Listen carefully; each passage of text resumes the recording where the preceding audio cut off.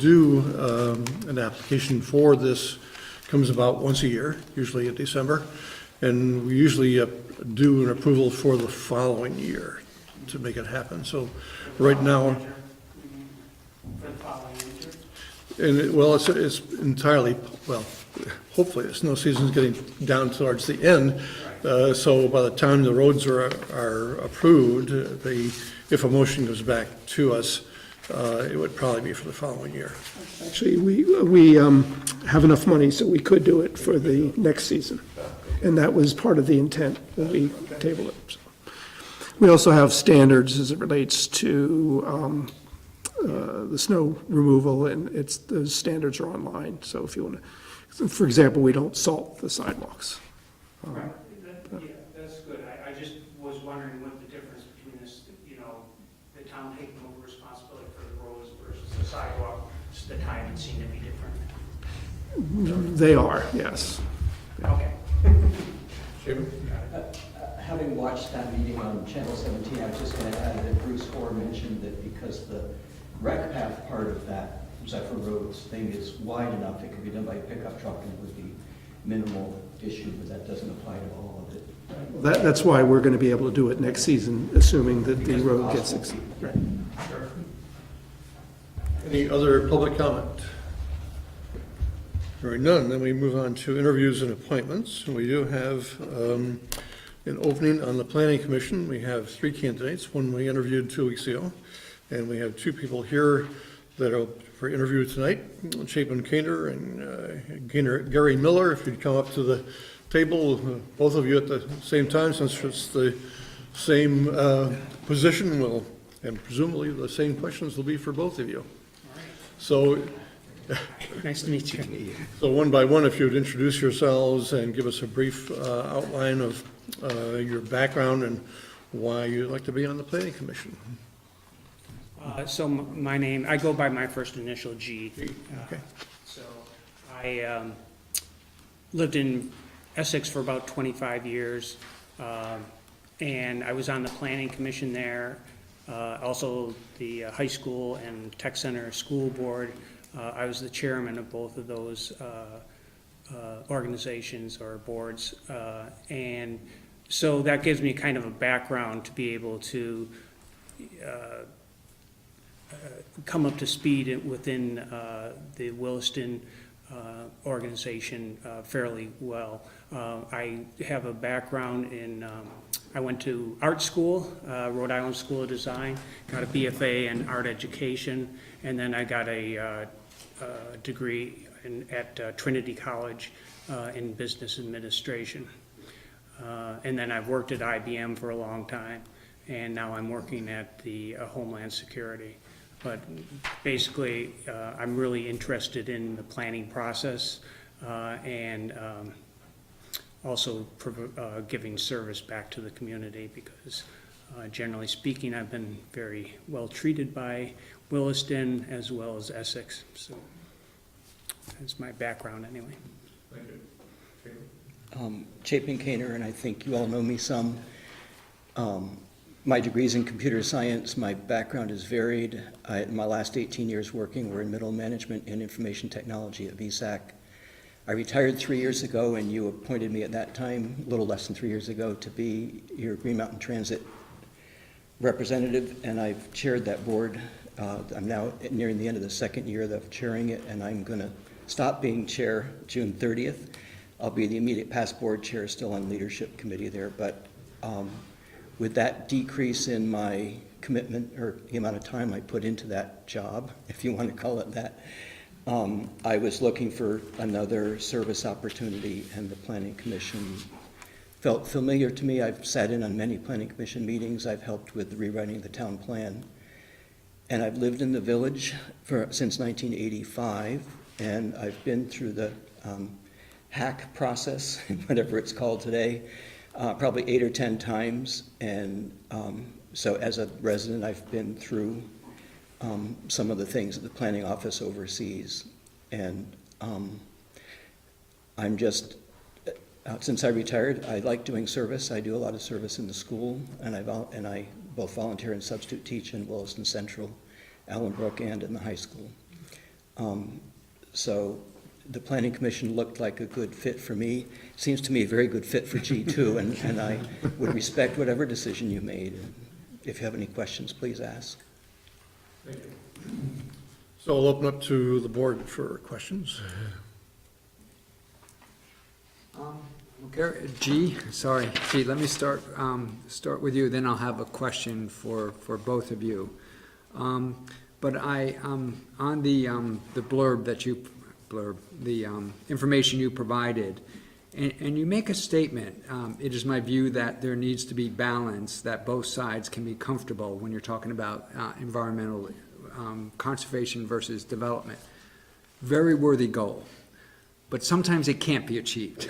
And in fact, I would probably argue more often maybe than not. And so I just want to hear a little bit how you, when it's very difficult, if not maybe impossible to come up with a balance, how you choose. Well, I've been known to choose on both sides. Nothing wrong with that. If there can't be an agreement made, and that's the first choice, obviously. If there can't be an agreement made, then I think that you have to learn to what makes the most sense for the community, okay? In other words, sometimes more development is needed to support town goals, and sometimes conservation is needed to support town goals. And I think you need to look back to the town plan to get a basis for making those kinds of decisions. Okay, good. Thank you. Mm-hmm. Next, I'll go to Chapin and then come back to you, G. And the question has to do with primarily the town plan. And your thoughts on, first question would be, Chapin, I suspect the answer is yes. G, I don't know that. You've had a chance to read the town plan. Offer your thoughts on it, where we're doing well, where we could maybe do better. I feel very aligned with the town plan, and not because of my input necessarily. My primary input was advocating for public transportation and paratransit. I took part in the Streetscape Committee in the 90s and the vision, the Williston in the Future Wing things, and various things that, probably most of the things that the Planning Commission has put on for the last 30 years. And so I think I have built into me pretty much an understanding and acceptance, more than an acceptance. I feel like Williston has done a good job trying to balance growth and conservation, if you will. With our growth area, we've done a good job of focusing growth in the Taft Corner growth area. And with the special rules we have in the village district, we've maintained the feeling of the historic village. And it's always a balancing act. And I'm someone that doesn't shy away from controversy, nor do I shy away from saying this is my opinion, but what do other people feel? I believe that we all should be heard, and I think that happened. I think actually Williston as a whole does a good job of that. So I haven't read it cover to cover yet. It's a long document, as well as the bylaws are a long document. So I haven't read them cover to cover, but the town plan, I think, is, I don't know what the last town plan was, but this looks like it's taking some incremental steps in basically, I would say, the same direction that I've seen Williston grow, okay? There's, as Chapin said, there's a lot of good on both sides, both on the conservation side. You see a lot of new park or recreation areas being supported, and the development allows us to do that. So that's a good thing. I don't have any suggestions on how it could have been better at this point. I think that really what I'm looking for is going forward and making the, changing the bylaws to support the new town plan. I think that's very important to have those in alignment, and I'm sure that's probably the next step for the planning commission at this point is to delve into the bylaws to make sure they do support the new town plan. Okay, good, thank you. If I could add just a small thing, I'm just aware that a lot of what is hot for the planning commission right now is that the incentives for certain kinds of development, do we need those incentives, do we need those controls, or can we let things go based on simply the zoning? And nobody's talking about form-based code, but they are talking about relaxing the strength of what's been happening, and I know that that's sort of the hot topic. Okay. And I don't have a particular opinion about that. Okay. I do believe I have heard Ken talk about form-based codes and sort of, I'm looking to others to help me out here, sort of a more, not a drastic change to, but more incorporating form-based code approach into our bylaws, more on a maybe step-by-step basis than a Probably in the growth area. complete, switch. Yeah. Okay. That's true. And then I'm just going to make the observation, we have 3 good candidates for 1 position. Yep. Just to make sure I got that correct. Yes, you do. Okay, great, thank you, thank you. Other questions? Yeah, so my question's fairly simple. So what, I've read both of the profiles, and I think I know maybe some of the answer, but not all, because the profiles were pretty different. But what fresh perspective will you bring to the planning commission versus what's currently there? Well, Over and above just Go ahead, experience go in moderating and, yeah, what, I would say that it's at a small level, I would like the meetings to be more efficient. I feel like they could be more efficient to get more done. And I'd like to work with the staff to make that happen. And that includes just getting minutes out quicker and also meeting, open meeting law. The meetings from February 6th aren't posted yet on the website, and the draft should have been posted so many days after. And so I feel like I'd like to tighten up some of just the operation of the planning commission. That's the micro level. At the macro level, to me, we need to be focused on the long-range vision. They tend to get mired down, if you will, sometimes in details, which are important and have to be worked through, but I think they could be worked through more efficiently, is my perspective, after sitting in on many meetings. As a former commission member, I very much appreciate the comments. Yeah. Very well done. Judy? yeah, I think just coming from, not only did I live in Essex for about 25 years, but I also lived in Burlington for 5 years. So I think bringing that outside perspective, the way as things were done in Essex or in Burlington to a lesser extent, I can bring that experience to the Williston Planning Commission. thanks. Sure. Any further questions? But thank you for your Hearing interest. none. Thank you very much. Thank you. Thank you. The board needs to deliberate, perhaps, and make a decision tonight, or not, but we do have 3 candidates. Jill Pardini, who interviewed with us 2 weeks ago, and we have her CV as well to take a look at. But is there, So would the board entertain a motion? I would, I would move to appoint Chapin Caner to the Planning Commission for an unexpired 4-year term ending June 30th, 2021. is there a second? Wow, I wasn't ready for a motion, but I mean, I certainly, I will second, I'm sorry, just let me end it there. Discussion. And I understand where you're coming from too.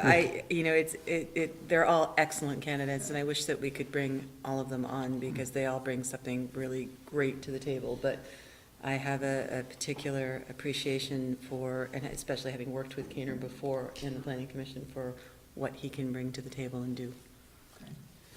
So I wasn't prepared because we have a candidate that I haven't seen. So can we talk a point. little bit about Jill? And, Absolutely. I mean, I like Chapin as well, so. Excellent. She has an excellent background. She Yeah. has a very good background coming from Maryland. Did you see her CV that she presented to us at the, Here's a hard copy I if it only helps. have the, what's online. And, Okay. Thank you. So take a few minutes to look at that. Yeah, thank you. Can I advocate some more for why I feel what I feel, or do you want to have a chance to read quietly without me talking? No, no, it's okay. I can multitask. I do it all Better day. than you. I think one thing that we all have to consider when making this decision is how we have a wonderful track record right now, both like of our select board, with all of our, with the way that people are working together, how they're working, what they're doing. And there's a cohesiveness that's evolved despite all kinds of differing views that I really, really admire and appreciate, and sets us apart, I think, in many ways from a lot of other town governances in Chittenden County. So that's another reason why I'm advocating the way that I do. Not that I don't think any of these people are all equally qualified, but there's a tribal knowledge that's coming to the table that weighs heavily for me. Can I ask, what's not clear is how long Jill has been in Williston? About a year and a 2 half. years perhaps, maybe 3. All right, My note said a year and a half. Year and a half? okay, that, Yeah. that helps me, so. Okay. Well, I was actually going to ask a question, and I'm going to explain my question a little bit and then ask it. And my question, my explanation is unfortunately, sometimes I do some of my, I don't know if the word's best, maybe most verbose, might be a better way to put it, thinking about select board meeting agenda items on the bus ride back from Montpelier. Which unfortunately doesn't give me time to check in with staff if that would have been a good idea. And I was wishing that I had sent an email to Ken that basically asked, is there an area on the planning commission that you see is lacking? You know, a skill or a perspective, something along those lines. Ken very well may not have been able to answer that. But that would be helpful. I'm going to look to Rick a little bit to see if there's any answer you can provide. I suspect the answer is Wouldn't no. know what, but I think in general, we look for diversity. Yep. And whatever that means, and it kind of happens organically. Yep, okay. So in other words, don't get too hung up on that right now. Okay, good. What I can say about Chapin is I've known Chapin for a while. And I agree with everything you said. I think Chapin will bring trying to think of the right descriptions here. It has to do along the lines with environmental. It has to do along the lines, your work with energy issues, energy conservation, trying to push Williston to be more cognizant of and make, for lack of better words, not that we aren't making good decisions, but keep on pushing Williston to make good, appropriate decisions when it comes to things like energy, like the environment. And that certainly is not a perspective, that is certainly a perspective, that I want to have on the Planning Commission. I would agree. I also think Chapin, I've known Chapin for quite a number of years as well, having coached his son in soccer a long time ago. Wow. Yeah. Was he any good? No, don't. He was actually pretty phenomenal, actually. I hear he's back in Williston, and I don't know what he looks like, so he's probably 6.5 feet tall or something, and I probably wouldn't recognize him, but I like the fact that Chapin's been, following the board, participating as a resident. That's a good point. And I think he's going to support the citizens. He's going to have the citizens' viewpoint, a strong citizens, residents' viewpoint, so. Yeah, that's a good point. I think it's, be a positive. I think he'd also bring that without maybe, he'll bring a subtle, a bit of management without trying to maybe run the board. Because I think his tactics are more subtle and moving towards consensus, so. Yeah. Any further discussion? Well, I'm just going to make one other comment, and I don't believe, I've been on the select board for, too many years maybe. And I don't think we have ever been in this position where we have had this quality of applicants. I guess maybe I shouldn't say that, put it quite that way. It just, I mean, we are quite fortunate. Yeah. It also makes our job tougher. Quite fortunate tonight to have 3 well-qualified people apply for this one position. I would also hope that whoever is not chosen would continue to watch what's going on in the town and look for other positions, Yeah. because Yeah. I think any of you would add so much to town governance. So I hope Yeah. you'll continue watching. To that end, by the way, we do have an opening coming up on the Conservation Commission. Gene Kistner, who has been on for a long. Oh, my goodness, really? He's moving out of town. Gene is moving, okay. There we go. Keep Yeah. watching, please. Any further discussion? If not, all those in favor of the motion say aye. Aye. Any opposed? No abstentions, so congratulations. Thank you, G, for applying. Yep, thank you. Gee, that was a very serious, heartened thing. Please watch and see what's Yes. going on with the town and. Oh, excellent, excellent, thank you. Right, We haven't advertised it yet, though, or barely advertised it, so. pre-application. Thank you both. So we're running about 5 minutes early for the public hearing. Lisa, how long would it take you to talk about the Regional Unified Planning and Work Program list? Shouldn't take me very long at all. Okay, let's do that.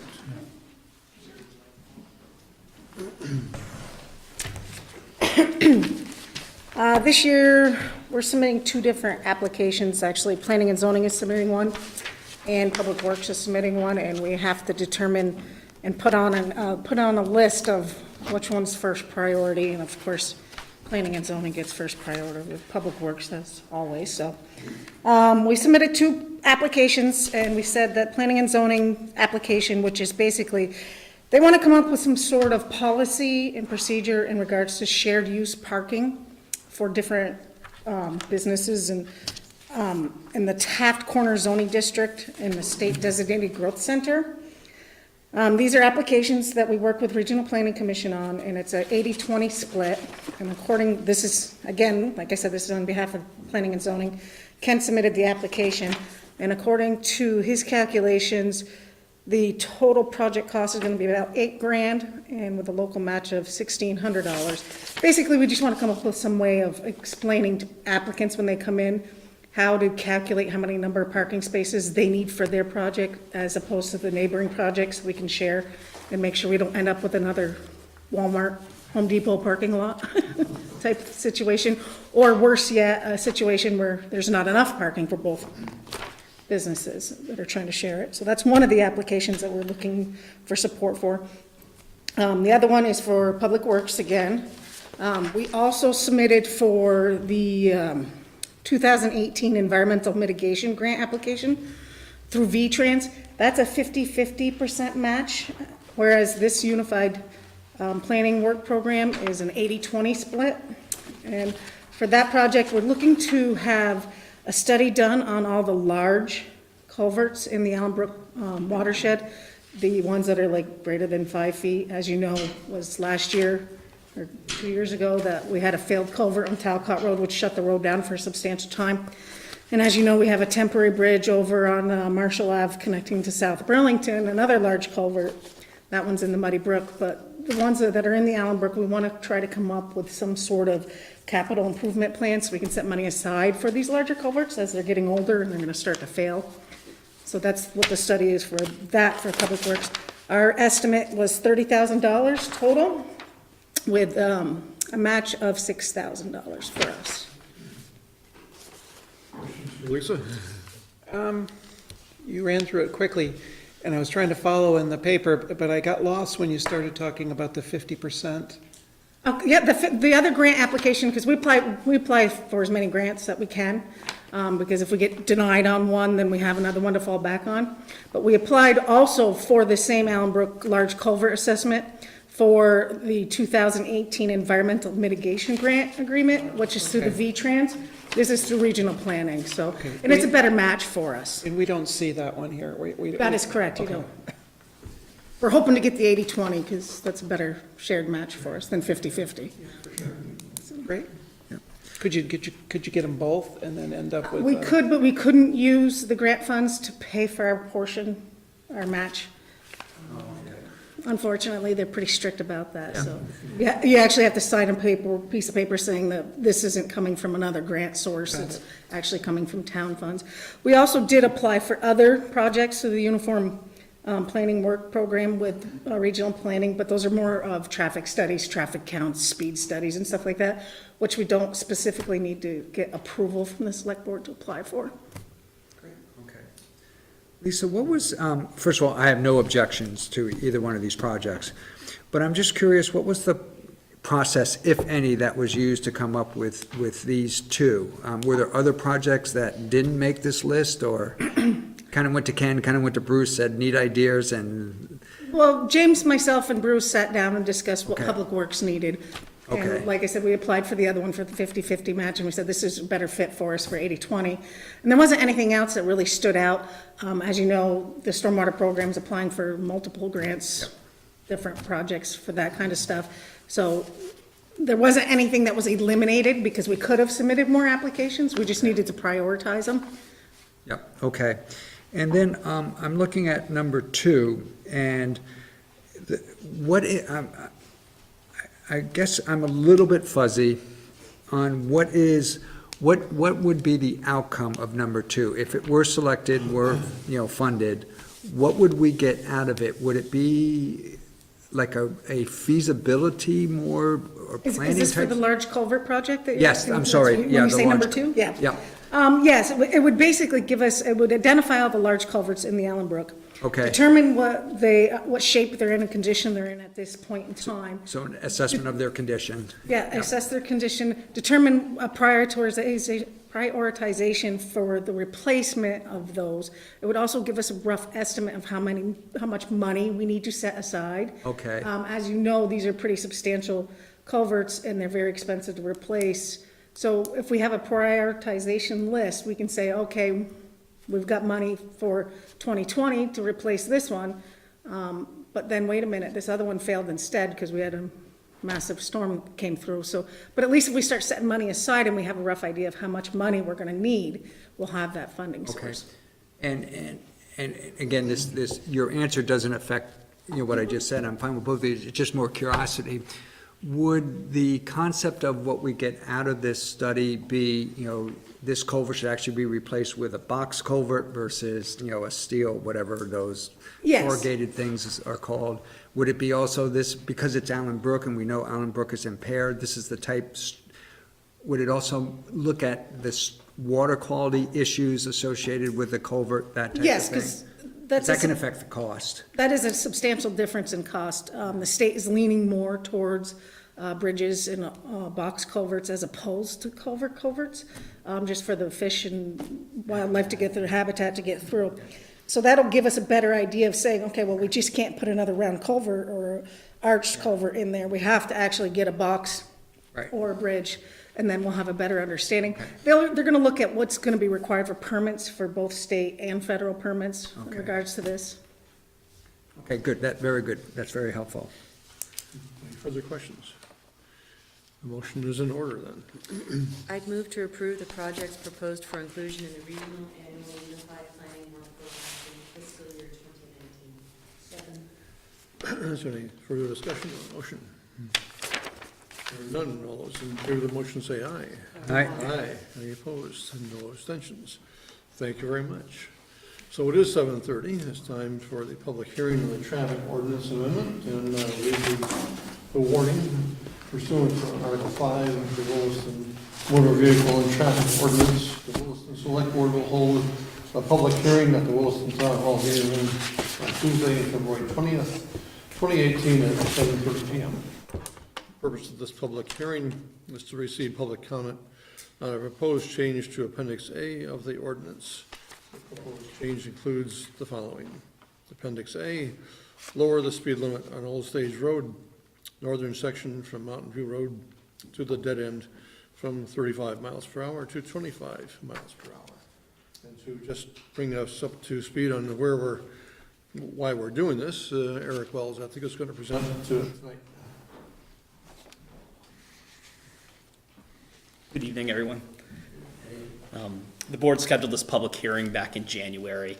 And this is looking, last summer, the Regional Planning Commission conducted a speed study. We're looking at Old Stage Road from Mountain View to the dead end. Speed study showed that the 85th percentile of traffic speed was, I believe, 23, 24 miles per hour right there. From that study, it's recommended to reduce the speed limit from 35 to 25. Public Works agrees with that assessment. The question before the board is whether to amend the ordinance tonight. Good. Is there any member of the public here who wishes to make any public comment tonight on the issue? And seeing no one here, a motion to close the public hearing will be in order. I move to close the public hearing. Is there a second? Second. Any discussion on the motion? All those in favor of closing the public hearing say aye. Aye. Any opposed? And no abstentions. So the next on the agenda then is to consider adopting the amendment to the traffic ordinance. So can we ask questions? Of course, sure. So Eric, what precipitated that study? It's kind of an odd place to study the speed limit, unless there's a problem. And if the 85th percentile was 24 miles an hour, or 23, I forget what it was. What kicked off the study? Yeah, I can answer that. Oh, great. There were multiple people that live on that section of Old Stage Road that were concerned about people speeding on that section of road. So we did, again, went to the regional planning, and they had done a traffic study and a speed study for us. And it was determined that the normal speed limit of the 85th percentile was 23 to 24 miles an hour, so.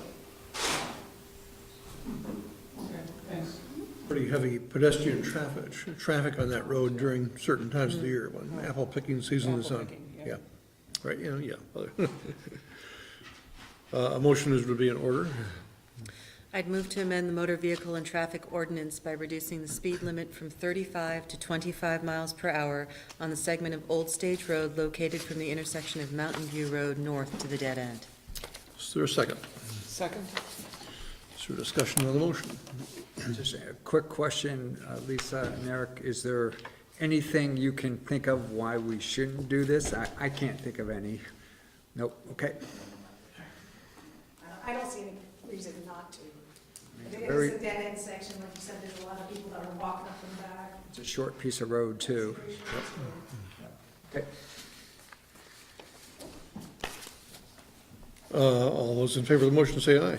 Aye. Aye. Any opposed? And, okay, then we can move on to the Lake Iroquois Association Aquatic Nuisance Program update. And we have Chris Conant and Jamie Carroll tonight to fill us in on the details of this. Welcome. Good evening, good evening. Good evening. Good evening, I'm Jamie Carroll, Secretary of the Lake Iroquois Association, and been leading the milfoil control group for a few years. Chris Conant, President of the association. We appreciate you having us here once again, and we're here just to basically give you an update on our herbicide permit that we have co-authored with the town of Williston. And I'll let Jamie fill you in as far as where we're at. So in partnership with the town of Williston, we applied to use the herbicide sonar to treat the lake for Eurasian water milfoil. Last spring, the state issued a draft permit for that permit and had a public comment period, written comment period that ended in April, and there was a public hearing on that in May following that. The state received kind of an unprecedented number of comments on that permit, and some of those comments had the state reflecting on its review process for those herbicide permits. Last week in a conference call, the state DEC officials informed us that they intended to deny that permit. We met with them today, and the annex Rick was able to give us a meeting space there to learn more about the reasons for that denial and also develop a plan to move forward with them.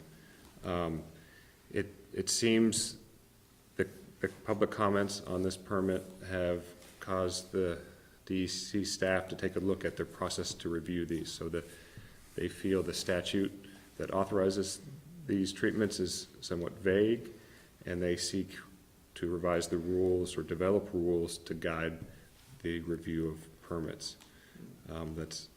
That's one of the main key factors. So they have interim guidelines they're working on within the DEC, and they intend to initiate a process for public rulemaking to work forward with new permit approvals. Another thing they mentioned was there's a potential breakdown product from sonar. The three-letter acronym is NMF, which is potentially causes birth defects. It hasn't been discovered in natural environments. It's been shown to occur in the lab.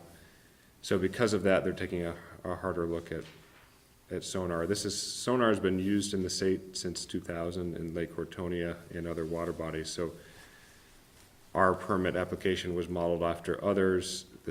Previously, the state DEC found findings for this use. So this was a bit of surprise for all of us.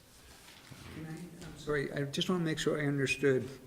First of all, full disclosures, I work for DEC, but not in the Lakes and Ponds Okay. program. Was their denial based on they don't currently have what they consider an adequate process to review the application, which is, I think, what you talked about in the beginning? Or was there a technical issue, the MF, whatever that acronym is? Yeah. Or is it kind of a combination of both? I believe it's safe to say it's a combination of both, and we Okay. don't have the full revealing of that. Okay. And we asked them what would the implications, they've offered to allow us to withdraw the permit application. And they indicated they would summarize the public comments and summarize their findings and issue that.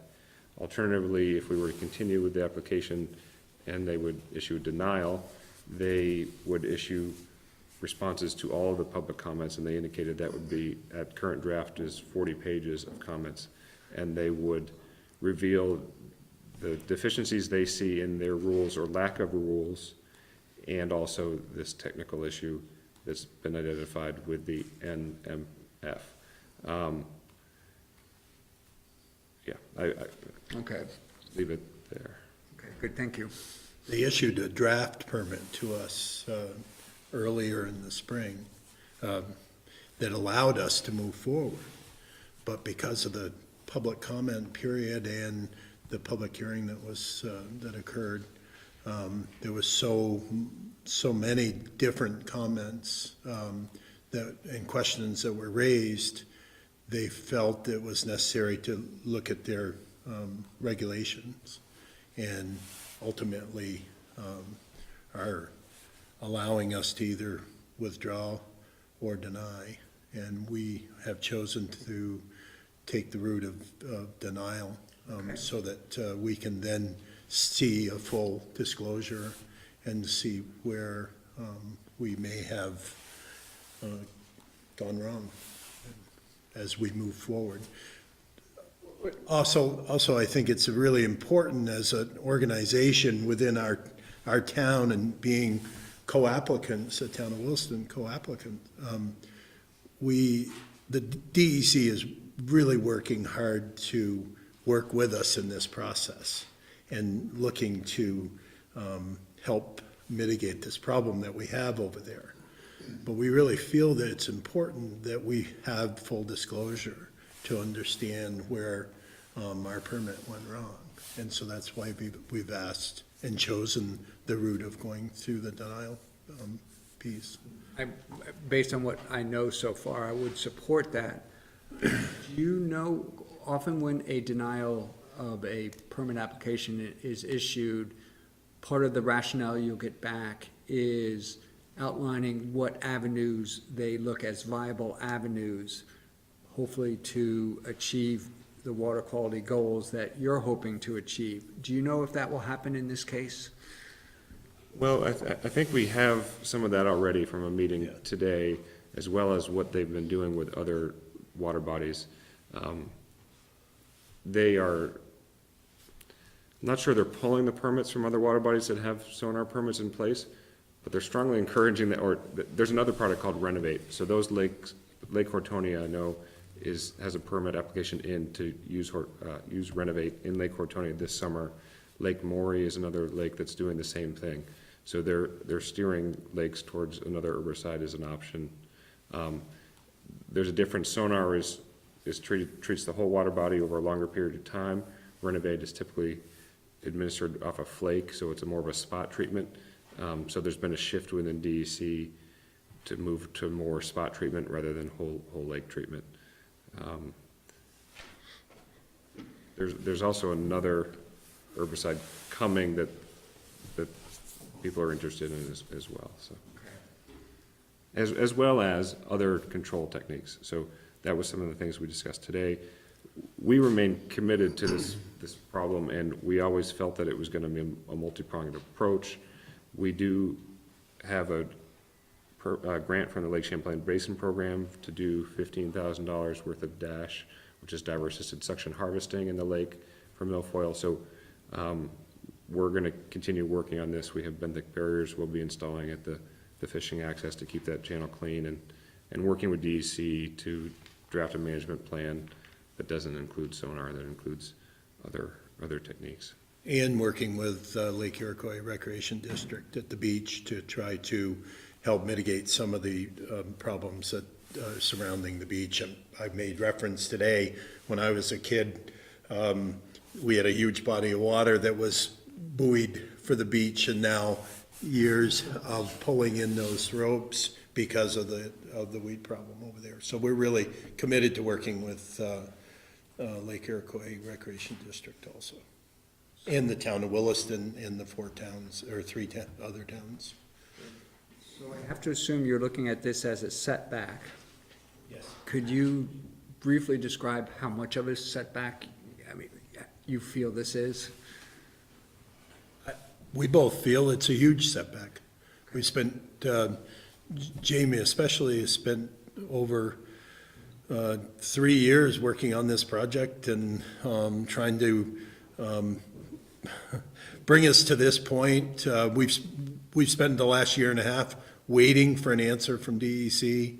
We were issued the draft permit months ago, and here we are today, or last 10 days ago, in a conference call, told that with Rick and with the DEC members that we were at a stop dead point. So, yeah, it's a big setback for us. And you know how many times we've been in front of you and worked with with the administration here, and we really appreciate that.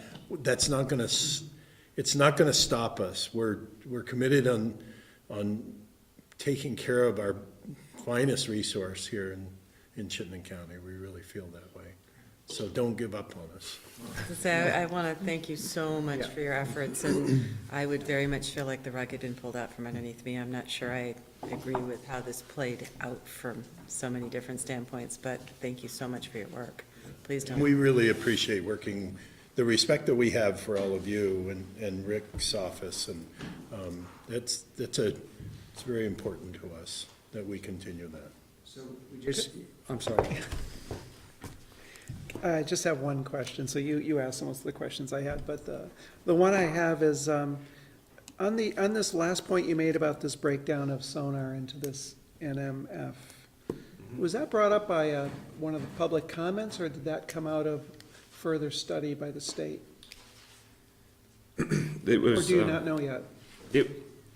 It's been a known in the literature around sonars for a long time, and there's been study of it. So it's been seen as a breakdown product in the lab. There was academic studies that it wasn't found in water bodies. So if you treat with sonar, it wasn't found in the water body. So I don't know how much more I can say about that, because we haven't received much more from DEC other than this issue has been raised to a higher level. I have been in touch with the applicator, the contracted applicator, and they pulled up emails from a decade ago discussing this, and the Vermont Health Department has reviewed this and has previously signed off on these treatments. So it's rekindling of something.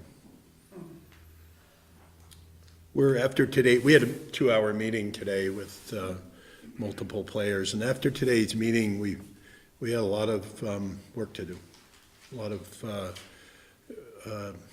kind of reorganizing with our board, reorganizing, and the state, I have to say that the players that were there at the table today were great to work with, and we respect that. I think they know how hard we've worked to get to this point. Our past president, Pat Swayze, has been, working very hard with Jamie, and, we really, the state knows how committed we are to taking care of the problem that we have there. So we continue to look forward to building that relationship and reworking our whole plan. And we have a great group of people working on this.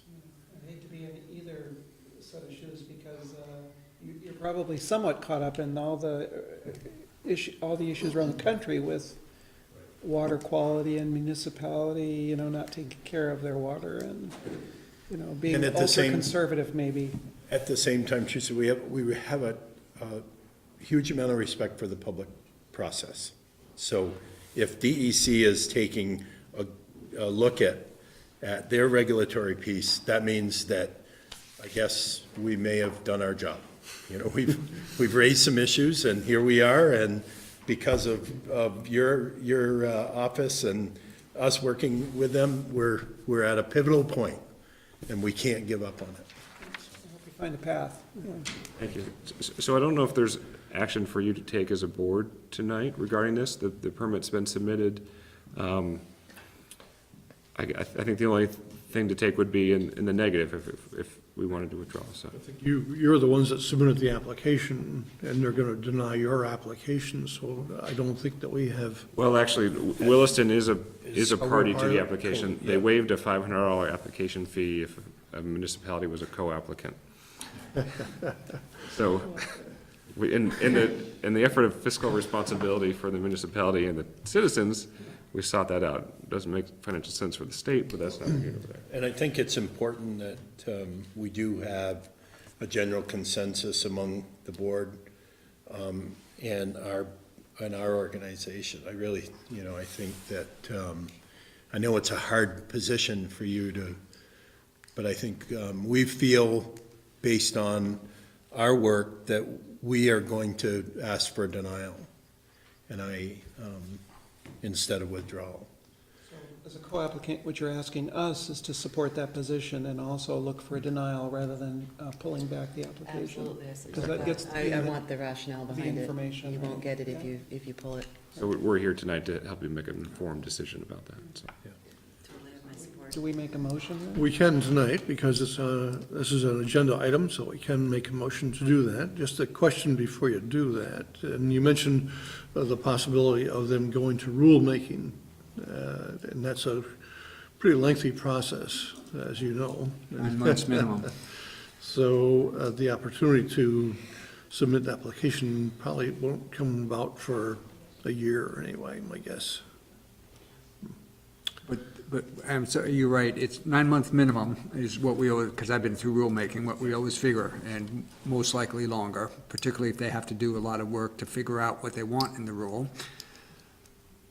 But that would only be about the sonar. There are other things you could apply for if I heard what you, Just ask. what's that? You read my mind. You're going. Well, and I'm not advocating for or against, I'm just, just trying to make sure I understand. This is only to, in this case, not withdraw the application for the application of sonar, not withdraw the permit application for the application of sonar, if I got that right. Okay. Correct, and in the meeting today, Renovate is another approved product. They would accept a permit application for that. I don't know if it would get tied up in rulemaking or not. It would Right, I probably don't know if they were depend upon the referring to just the sonar permit application process or all herbicide application, or the other extreme might be all herbicide. I have a suggestion. Sure. The board, if it takes no action, means that we're Right. not asking, I Them mean, in to other words, withdraw the it. application Yep. stays the way it is. Right, I would- So, I'm not sure the board needs to take any action, Yeah. unless it wants to withdraw the application. I don't want, Yep. I won't support that motion. Because it's been submitted, so Yep. it would take an affirmative action to withdraw it. Right.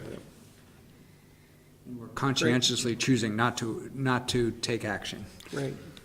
Thank you very much for your time and presentation, Well, and no further actions required. So the only question I have, and I realize you had the meeting today, that was just a short while ago. It was about the next steps, and Terry talked a little bit about that, and you explained, but I'm just, what are your thoughts on your next steps, or is it too early to really? Well, the state staff really wants to engage with us and develop a robust 5-year management plan. Okay, that sounds very positive. Yeah, and we talked, they're busy, talked about really embarking on that in the midsummer. Okay, We have the benthic barriers, we have the dash for this summer, so we have things to do this summer. We're gonna continue the greeter program, which is something we partner with you on, and a grant and aid applications for the state, so we're gonna continue that. And that's where we see ourselves going now. We'll explore with the state and with the board and with you folks, what we would explore for 2019. good, thank you. Great. Any further questions, comments? Thanks very much for Thank you for your time. the opportunity to hear you tonight. Great, thank you. So we're within about 5 minutes of the next public hearing, the one, the North Williston Road study. Perhaps we can fill in that 5 minutes with the manager's report? Sure. Part of it? First of all, you have the financial report, which is a report on finances through pretty much the end of January 2018. You have a written report from our finance director. They're kind of some of the same trends she's reported on earlier continuing. For example, we continue to be underspent in the police department budget. We are overspent in one item, and that is on our property and casualty insurance. I think it is. We are 100% paid for that, so in other words, there are not going to be any more expenses, but we are a little bit over budget on that item. In her report, she also referred to the local option tax, and that report did come in just as we were finishing this report. The trends for receipts continue to be strong. On the sales tax alone, we're probably, 60 to 70, ahead of what we kind of estimate for the year. Next quarter is going to be the lowest quarter, but of course, we also estimate that it's going to be low. So if it's anything higher than what we estimated, we're still going to be ahead for the year. So it's easy. It could be more than likely we'll end the year in a very positive manner as far as receipts go. We did budget more for next fiscal year, but as I said, this is a rather volatile tax, and when it's going down, we'll be probably budgeting more than what we're receiving. In this case, it's going up, but anyway, that's good news in the short run anyway.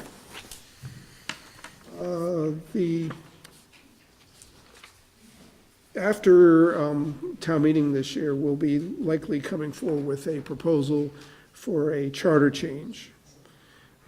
The state law has changed, but our charter does not, is more specific, and so in order to be the same as state law, we have to change our charter. And of course, there's no mandate that we change our charter, we can leave it the way it is, but it involves the positions of town clerk and town treasurer. Under state law, the law allows for a vote at town meeting to change those positions from elected to appointed positions. And our charter does not allow for that option. It's elected, period. And so what we'd like to do is come to the board at some point with Well, first of all, the concept is, does the board support looking at this? And if the board does, then what format, what procedure do you want to use? Because there's different ways of doing it.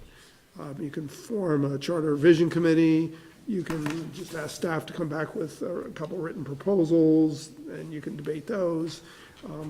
These are pretty simple issues. In other words, there isn't a lot there. They're not necessarily, there is the potential for being controversial.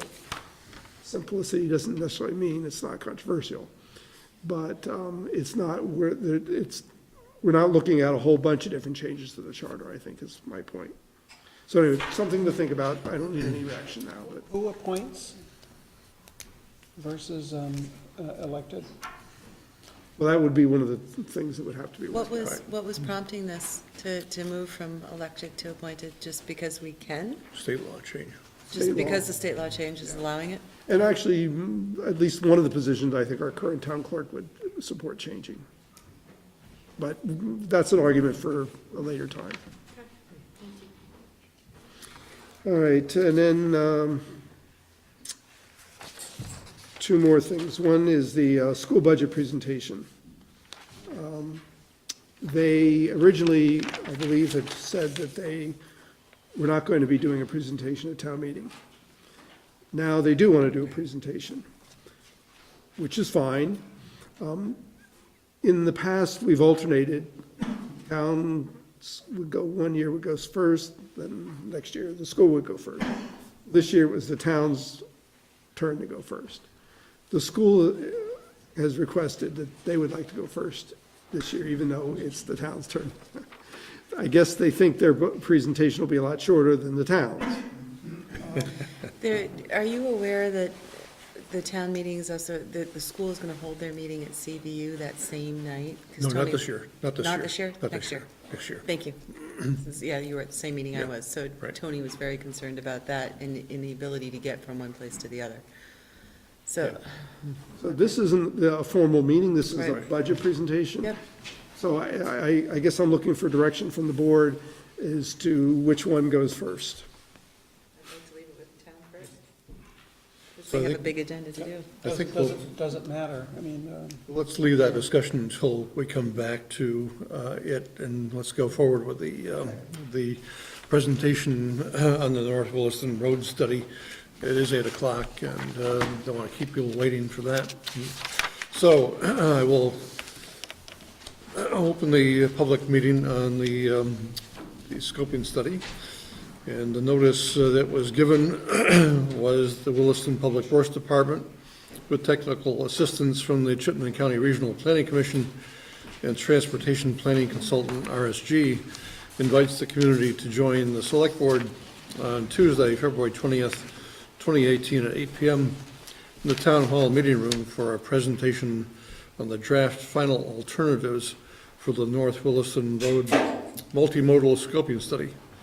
And the project seeks to outline and recommend improvements to the drainage system and transportation network, including motor vehicle, pedestrian, and bicycle travel. This time I'll turn it over to RSG, the CCRPC, and Lisa from DPW.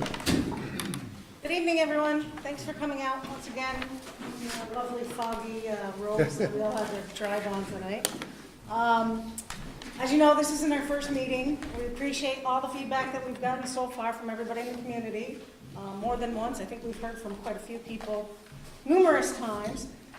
So we've done the best that we possibly could, collecting all the information and all the feedback that we've gotten and trying to come up with the best solution, possible solutions for the project scope. And I'm going to turn it over to Corey, so he's going to go through the presentation real quick. We technically have 45 minutes on the agenda, and I want to try to keep it to that so that the select board can get out of here at a decent time also. Great, thanks. And there's, a lot of this isn't going to be new information. I think the presentation has even been posted online, so hopefully we can just go right through it and get to the meat of the discussion, which is what we want to talk about. Again, I'm Corey Mack with RSG, with the RPC and Lisa. This is our third public meeting, so hopefully we're all pretty familiar with the process and everything. But again, this is a scoping study to transportation issues along the North Williston Road corridor. So just quickly, what I wanted to do tonight was just talk about the last couple of meetings we've had, the public feedback we've received, the alternatives that we've developed, and a draft recommendation that we've prepared, and then try to get some feedback on a way forward, and hopefully get some buy-in from the select board to endorse a preferred alternative.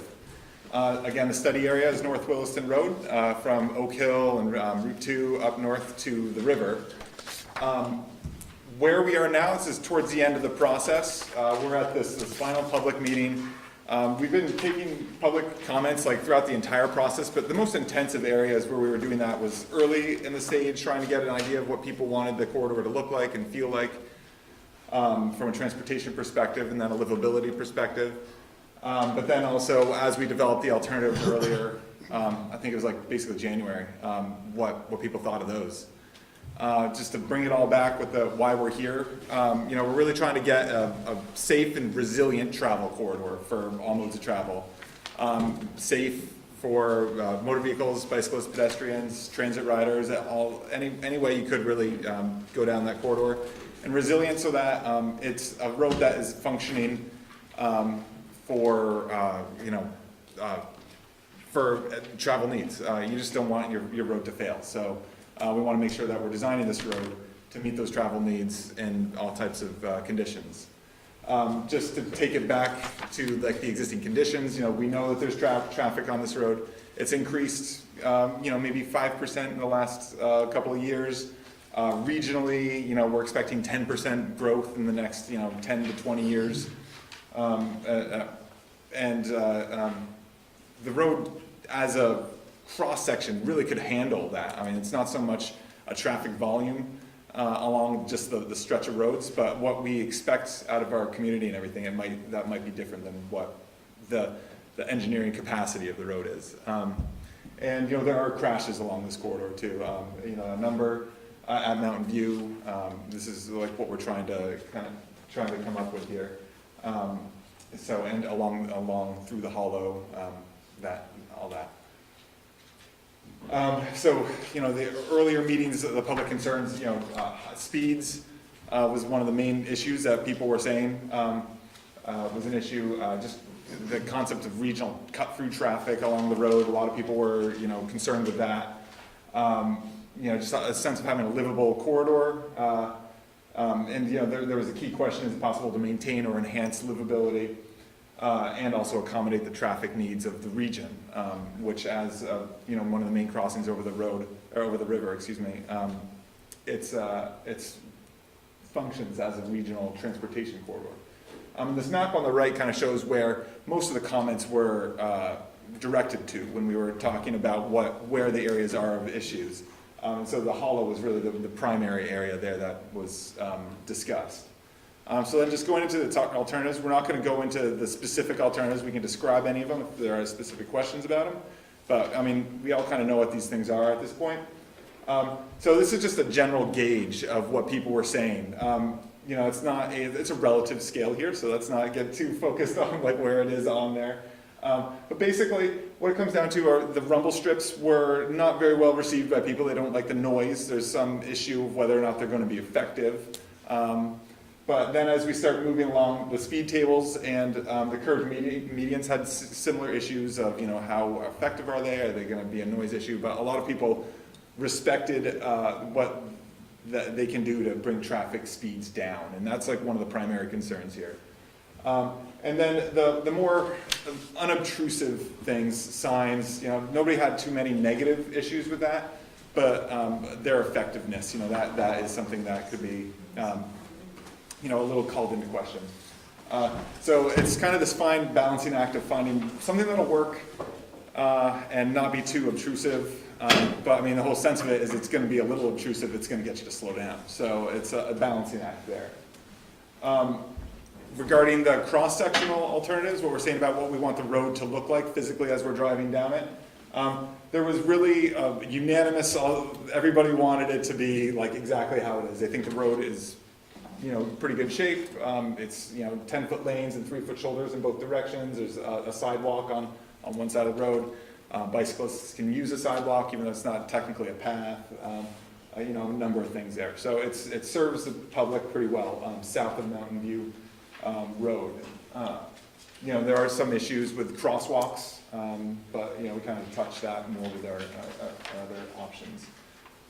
North of Mountain View Road, there was probably the greatest public support for having the path on one side of the road and leaving the road as it is. And then there was a fair bit of support for, enhancing the ditches and making the road just a little wider so that it just maintains its, it's primarily like a travel, or a vehicle, well, I shouldn't say that. It's all on the all on the asphalt. It's all a road. It's not going to have a separated path or anything.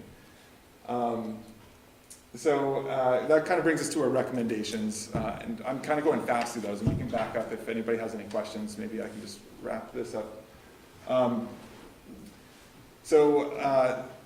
The traffic measures and pedestrian calming enhancements, we've kind of, all those ones that we had on there on that scale, including the center line rumble strips, we're saying that, these are good alternatives. They can work.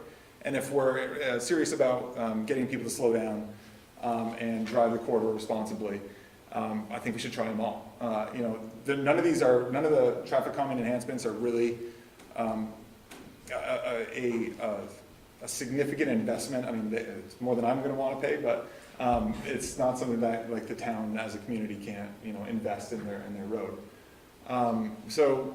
We go into a map of exactly where these things are proposed a little bit later. And then north of Mountain View Road, this is another thing of what we're trying to achieve here.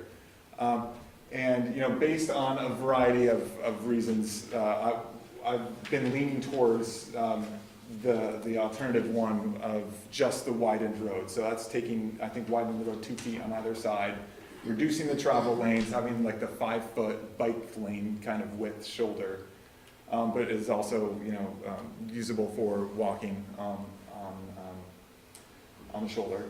The reason for that was that it's, I'm calling it the greatest resiliency in the sense that, you can rebuild, while you're widening this, you rebuild your shoulders and you rebuild your ditching. So you can really invest in that drainage infrastructure so you have a good stone line ditch and under drains to convey the water so you're not going to get a washout in those kinds of events. I put in there the greatest flexibility and assignment of pavement. And that to me means that if you don't like the 10-foot lanes and 5-foot shoulders, what you could do is you could like squeeze everybody on like the vehicle traffic on one side, and you could put like bollards, some sort of flexible posts that delineates a walking path or a bike path or something. It gives you a little bit more room to play with that asphalt area. Whereas if you have a path and a narrow road, there's really nothing you can do. You can't put cars on like the path or something like that. It just gives you the opportunity to kind of work with that. And it's also the least expensive alternative there. For stormwater management, I mean, that's going to be, when I'm talking about resiliency, it's all just a fancy word for stormwater management, just making sure that when we do have high intensity storm events, that there's a way for water to get down the road and not cause washouts. So really you want to make sure that all your pipes are the correct size, and your ditches are well maintained and protected. And so for alternative one, we were the concept there was that the ditches would be reconstructed on both sides of the road to like a really high level. For the path alternative, we were talking about leaving the road basically how it is, and then just building a path on the side of the road. Whether there's some sort of combination that could come out of this, that's a possibility too. So then the specific traffic calming measures. This is south of Mountain View Road. Here's our little location map there. So we're talking about having two speed tables. This is basically along the golf course, in front of the golf course here, and this is that new planned development that's going here. I believe their drive access is kind of in the center of those two speed tables. And then having enhanced crossings at Tamarack and Fairway, and then also at Lefebvre Lane, a little further to the south. So that's really what we're planning in the south of Mountain View Road and what the residential, Williston Village area. As we go a little further north, so this is going to be north of here's Mountain View right here, I'm sorry. So this is what we're calling a curved median. We're saying two of them, but really it's because there's one on one side of Mountain View and one on the other. That's really following through with the recommendations from the 2012 intersection scoping study that was done at Mountain View and North Williston Road. And that there's a number of reasons why it hasn't been pursued, mostly right of way, but it's just continuing along that path to acquire the right of way or do what needs to be done to that was originally discussed. As we head north through what we're calling the rural segment here, we have 3 speed tables identified on either side, like between this house here and the cemetery, and then south of that house there with the beautiful 4 trees, another speed table just north of the cemetery. And then you can kind of see right here, this is that smart sign that we've talked about with, it's a curve warning sign that says if you're going over 35 miles an hour, it starts flashing at you, just to let you know that you're about to enter something that you probably shouldn't be driving so fast to go into. Now this is Unity Lane right here, so then this is that same smart sign there with the curve warning and the activated lights. Then this is going into the hollow here. These orange things are the chevron signs, so it kind of just, especially at night when your headlights hit it, it'll reflect back at you, you see that there's a curve.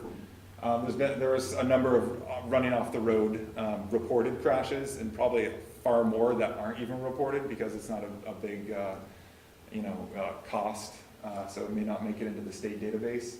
But so that we have these chevrons on one side here at this corner, and then on this corner, and then again as you're approaching Williston Road, and then getting towards the bottom of the hollow there. So these dashed yellow lines, that's what where we're calling for the rumble strips, the center line rumble strips. So it's basically just on either side of Williston Woods Road there. Some just intersection warning signs. There's no sign to warn you that there's this intersection there. This is one of the higher crash intersections. So just something to let people know that it is limited sight distance as you're going through here. So anything to get people to be more aware. There is a sign for entering Williston Woods. On both sides of the road. Really, there is this? Yep. That sign there? Oh, okay. Coming both ways. Yeah. We must have missed that somewhere. It's been there for. All right, well, one thing done. It was You're probably right. too high for you to see. Low, Usually yeah, they're low. I was looking Yeah, at sometimes they're too low, Yeah. sometimes they're too high, but those are there. low-hanging fruit. Good. I'm glad it's been picked already. So, okay, that one complete. Good. Check that one off the list. We're making great progress in this meeting already. And then as we get towards the bottom of the hollow, a couple more speed tables.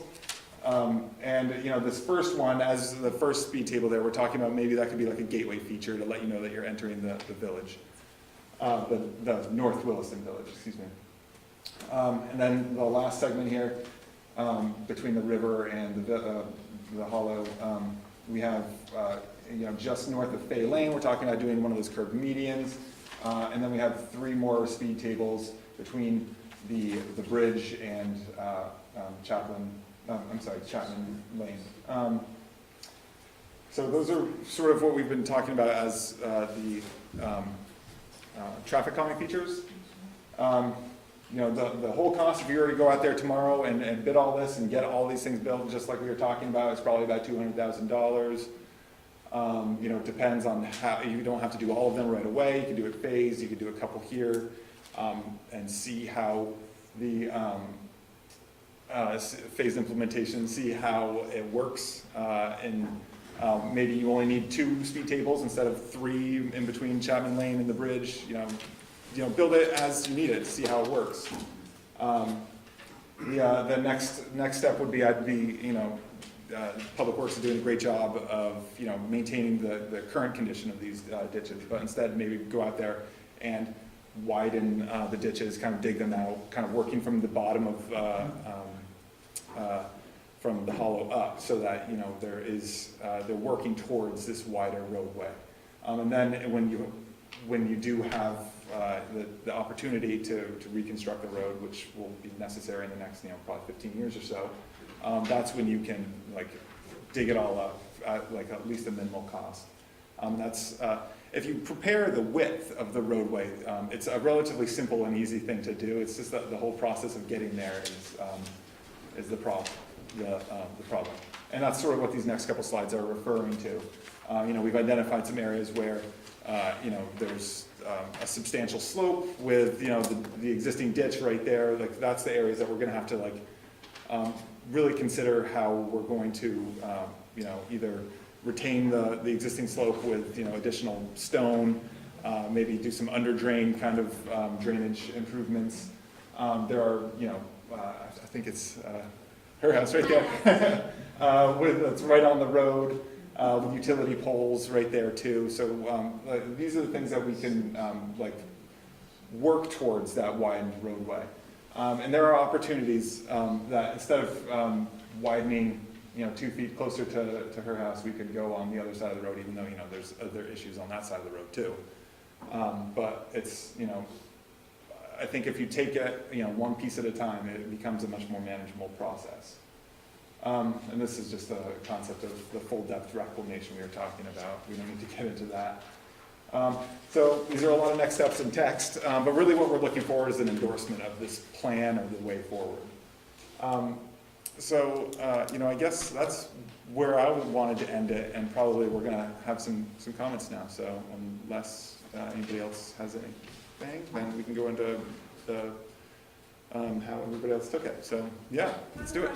There's not a four-way stop sign you're recommending for Mountain View and North Williston Road, Cavan, are you?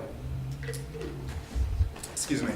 There was a study done in 2012 in regards to that intersection, and at that time, it was not warranted to have a four-way intersection stop sign. As you know, and we've stressed this multiple times, that the select board picked a preferred alternative in regards to that intersection improvement, and so far only part of those improvements have been done.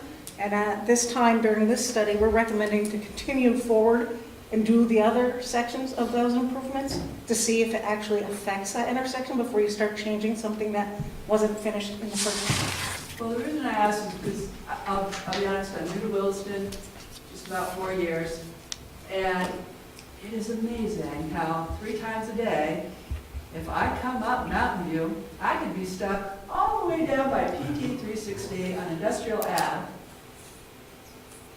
and it will take close to a half an hour to get to the top of Mountain View / North Williston Road.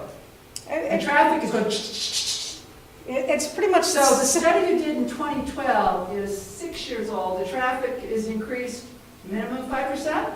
It's about 5% from some arbitrary number in there. Well, it's actually more than 10. Is it not more cost effective to put in a four-way stop sign than those big humps that keep breaking every time plow trucks go through? Is it not more effective for the environment to keep traffic moving more smoothly? And it is also more effective as a traffic calming measure? It is not, if it is not warranted. It's not technically a traffic calming measure unless it's warranted for it. And that's why we do these studies, to determine if it's warranted for it. As you said, you go down Industrial Ave and Mountain View. If you come through the village here at the same given times of the day, traffic is backed up, and this is a four-way intersection here. It's backed up past the church on the hill. Can be, yeah. So Yeah, that may or may not be the versus solution. going over there, we still got another mile down the road that the traffic is still backed up.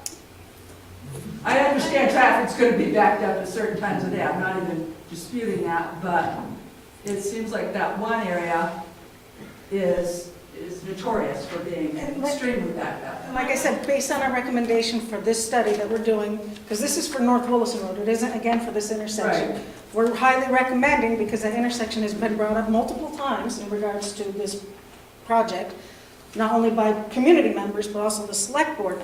We highly encourage to implement the other items that were supposed to be addressed back in 2012 to see if those impact that intersection the appropriate way, as opposed to jumping into a four-way stop sign that has not been warranted yet. We should, if we picked a preferred alternative, we should implement that preferred alternative and see if it works. If it doesn't work, then we go back to the starting board and say, okay, well, maybe we need to look at something else. You know, usually I would agree, but it's been history in a lot of places that you put in a short-term fix, quote unquote, it's there 25, 30 years later. The short-term fix doesn't get fixed. I try to be really nice about this, but let's get real. The short-term fix doesn't get changed. So we've definitely heard this from many times throughout this project. A lot of people want this four-way stop, and really, you know, if we could just try to like separate that issue from the other issues along the road, it's, you know, maybe a stop sign would slow people down at that location, but it's not going to really do anything for the rest of the corridor, which is No, what but a lot it's of just one part. Studies. And I just, Well, I have a question of how the median would work in that intersection. Because you have people turning, so you really need like 2 car lanes. So if you put a median in the middle of the road, to me, that seems to be more of Well, a. and that's one of the reasons it hasn't been completed yet, because we do need to get wider right-of-way right there, where we have a limited amount of right-of-way, so there's gonna be right-hand turning lane on the left or straight Yeah. turning lane with a median in it. And that's one of the reasons that we have not been able to implement that, because of the right-of-way is limited at that time. Did you have something to add to that? No, I just wanted to say that I'm Jason Tress with the Chittenden County Regional Planning Commission, and I've been around long enough that I recall the 2012 study, and this discussion sounds quite familiar regarding Mountain View and North Williston Road. We had a similar spirited discussion concerning a four-way stop being implemented at that time. We looked at it.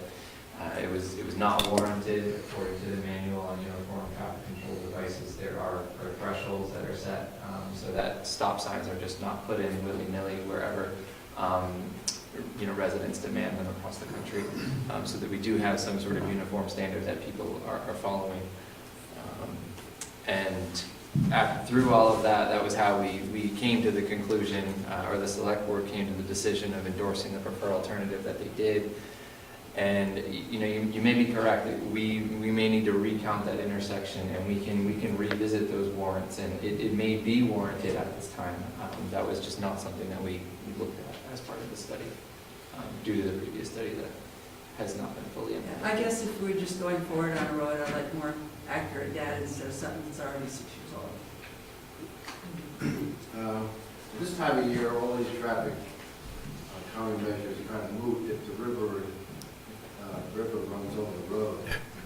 So is there any consideration for dealing with that issue in the study? Unfortunately, Williston does not own anything past halfway across the bridge.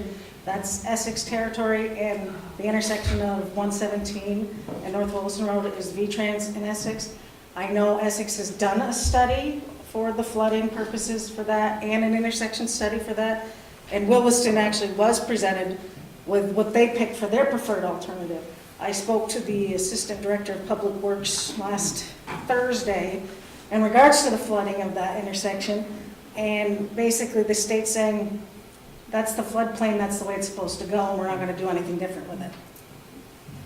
So their hands are tied too, and unfortunately Williston doesn't have any authority over it, so we can't push back on that on the state. But this study ends at the bridge because we don't have the authority to do anything in another town. I happened to manage the study that looked at that intersection across the river and that floodplain, and it was also just prohibitively expensive to design a road that would withstand the flooding that's experienced there.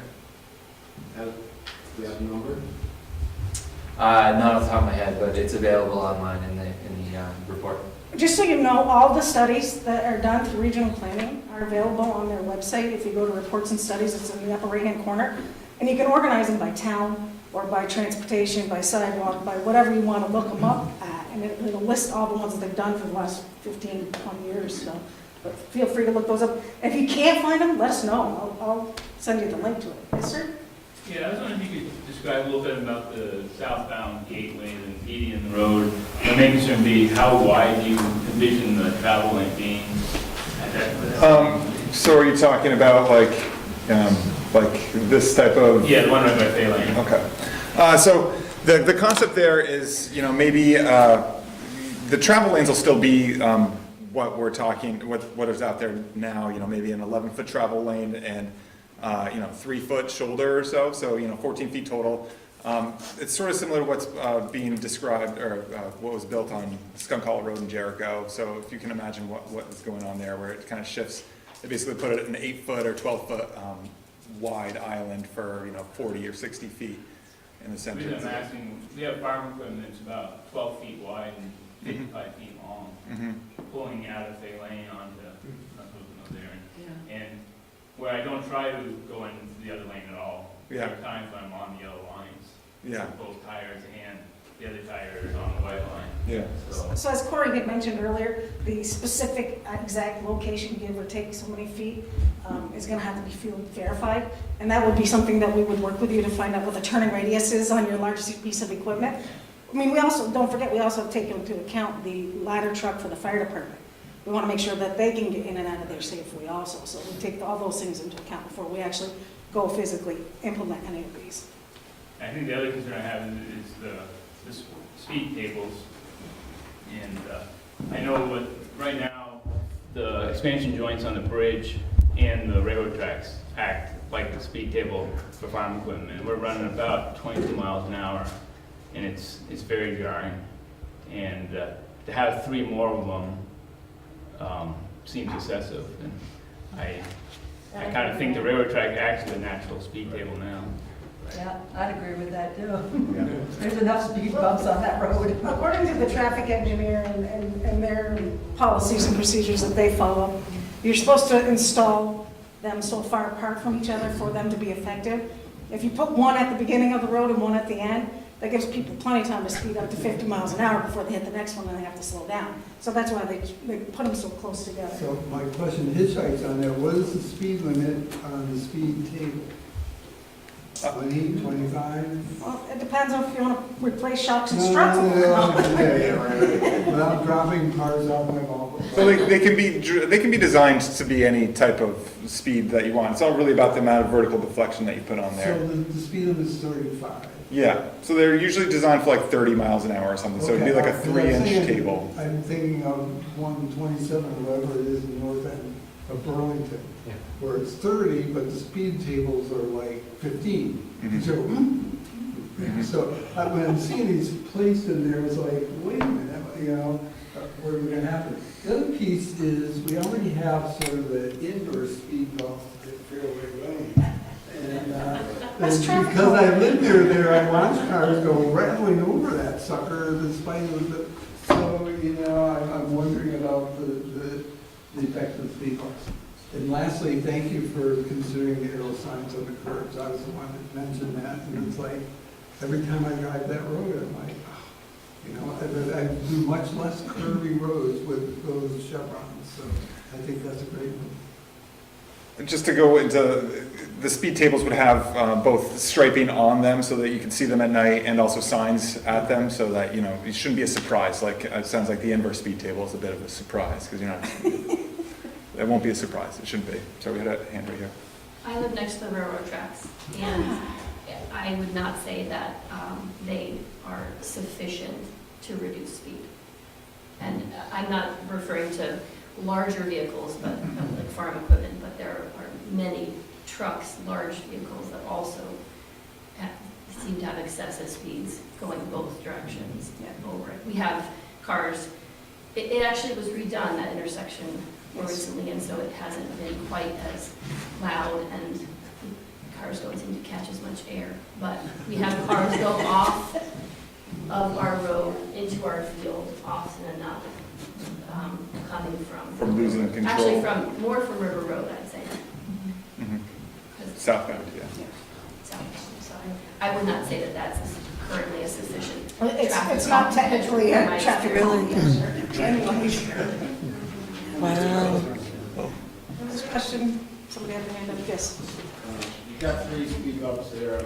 I'm assuming that the first insertion is the middle one, then you install the other 2. You keep dividing that strip in half every time. It depends on how you want it to go about it. I would say that if you're going to put one in there, you'd probably want to get to the marginal price difference is probably not that great. I would say that you'd want at least 2 at a time. So, it's all what you're willing to stomach, and if you were to ask me, I would put in as many as you could. It's because he doesn't have to drive it. Yeah. That becomes a sport. Yes, Well, like Mr. Whitcomb was saying, these speed bumps, you gotta realize when we go over with our ag equipment, we come to a stop to get, to go over that. And trailers. There's a lot of trips a day during the week, so, because the whole town down there is ag. And you're crossing the river and everything too? Yeah. Yeah.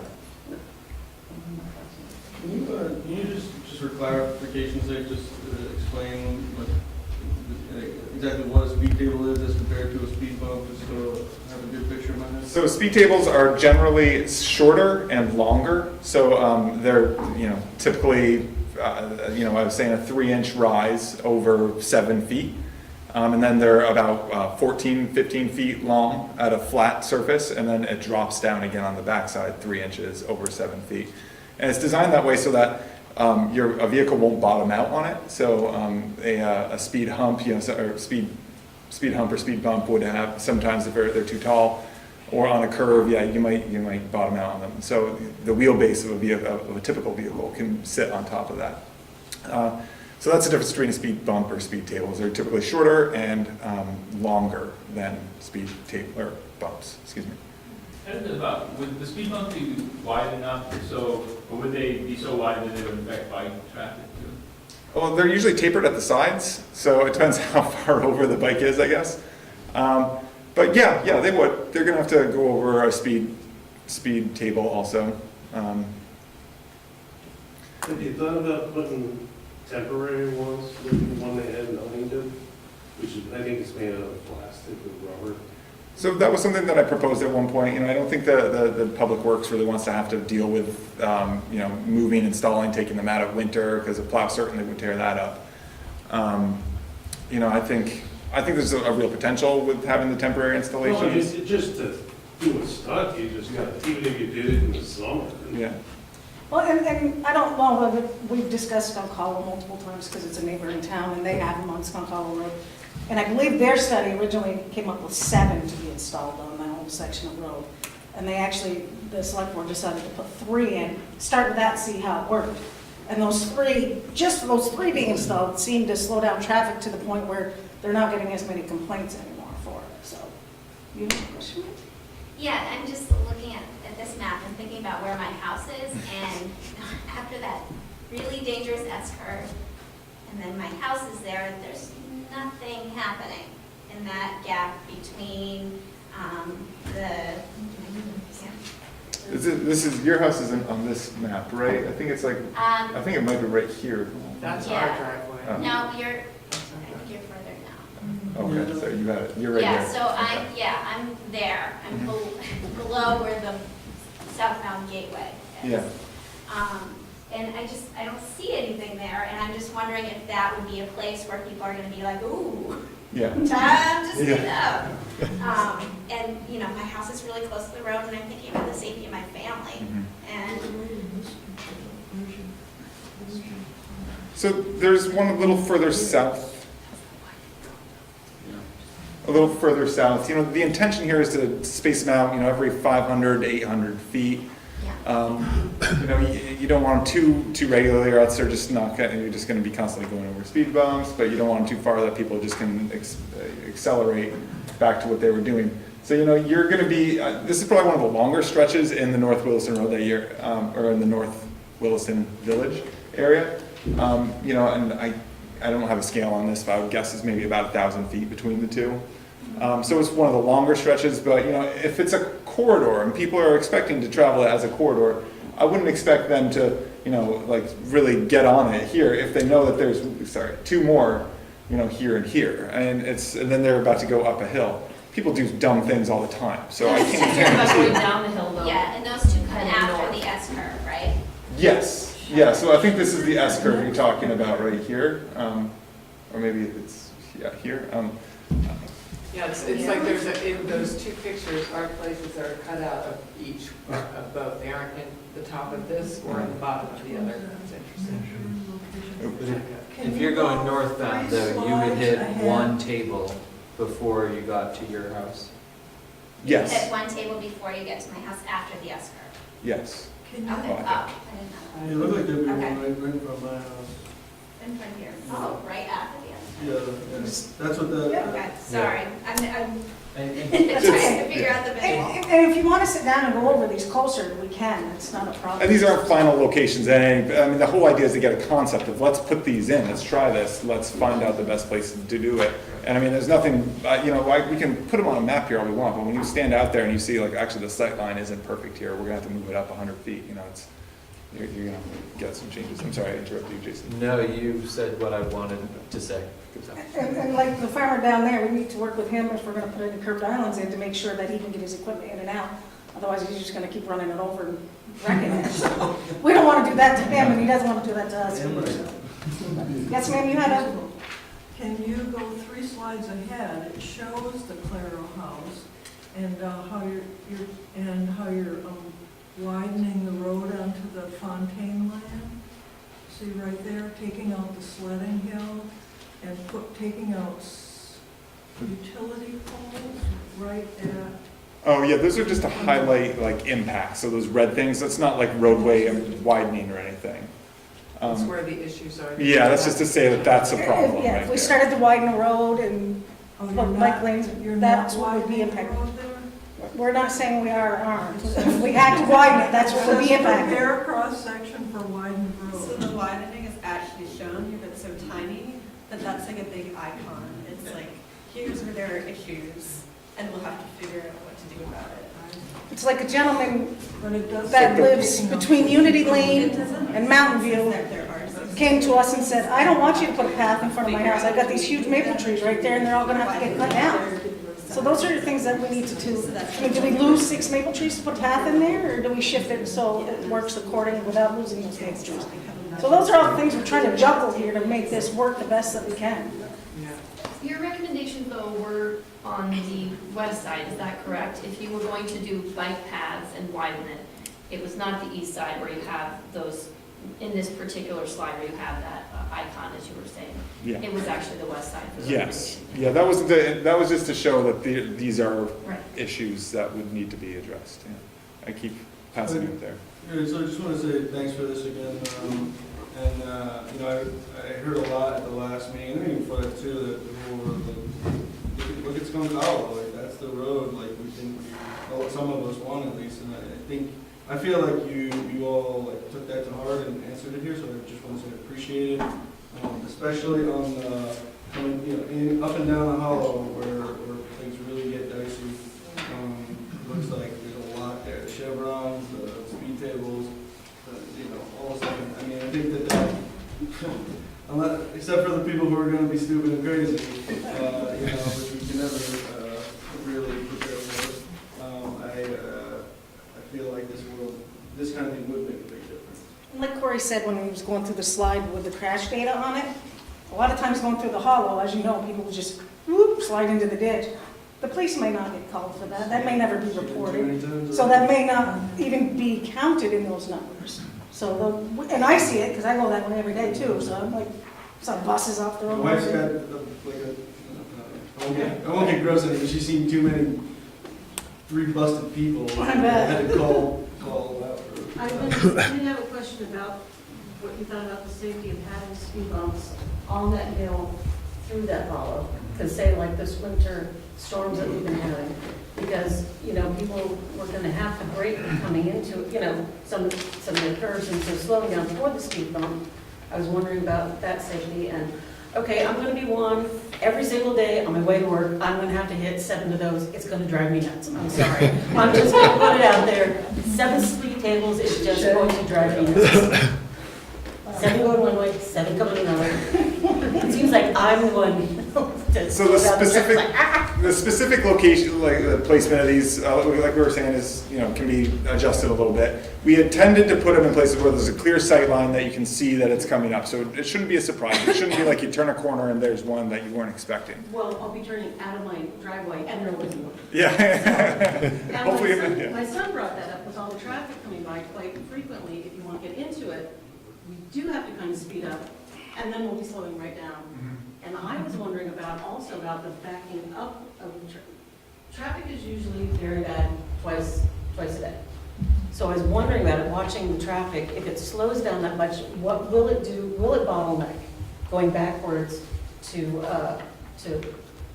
River Road type thing? If everybody is slowing down, you know, because if they're going at a constant speed now, let's say, if there's that kind of slowing down, what then? I'm just wondering what would happen. Usually they only slow down just to get over the hump and then they pick up the normal speed that they've been doing anyways.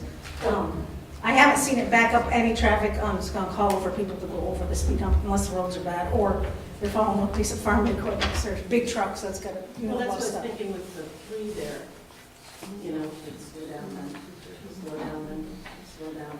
Yeah. So in the hollow, because I live up in Williston Woods, one of the biggest things is when you're coming around the curve, bottom line is you can't see anything. There's no lights, there's no good markings on the road, the trees are starting to overhang.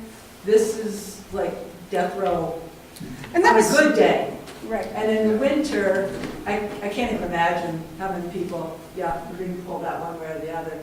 Because when you're heading north, the little sign that says you're going to be in an S curve, you know, and it's 35, is about this far out the road. And when the snowplow goes by, you laugh, but when the snowplow goes by, you can't see that sign anymore. You know that. So so for anybody who's not familiar with the area, you're going into a very dark, unmarked area that's just, like, even right now, I would say, please, let's knock back some of the trees or something, or put some more signs immediately, because that's...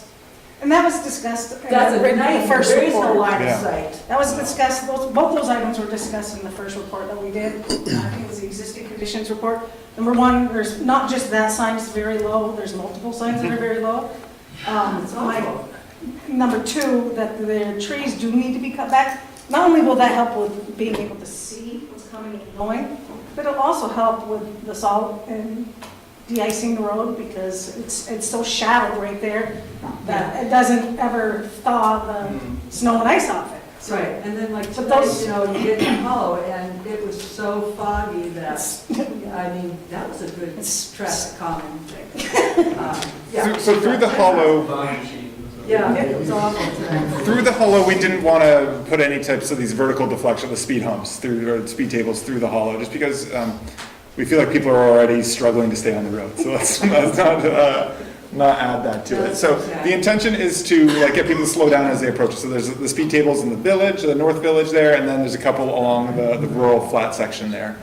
And then there's that flashing sign, so that short one that you're talking about is being removed altogether, and we have the smart sign that tells you if you're going over a certain speed, that you should be warns you an extra warning there. Just so everybody knows, this isn't the only study, as you know, there's multiple sections to this study that's been done. There's the existing conditions report, there's the alternatives report. This is just the presentation for tonight. These are all available online, and if you have a hard time finding them, let me know, or Eric know, or Jason know, and we can direct you to the right place. Because a lot of this information we've collected, we've discussed at one of the other 2 or 3 meetings. So we're familiar with it. Like I said, we're trying to juggle all the balls all at once and try to come up with the best possible solution. As you know, we can't make everybody happy all the time, but we're going to try the best to make as many people as we can happy at one time. So.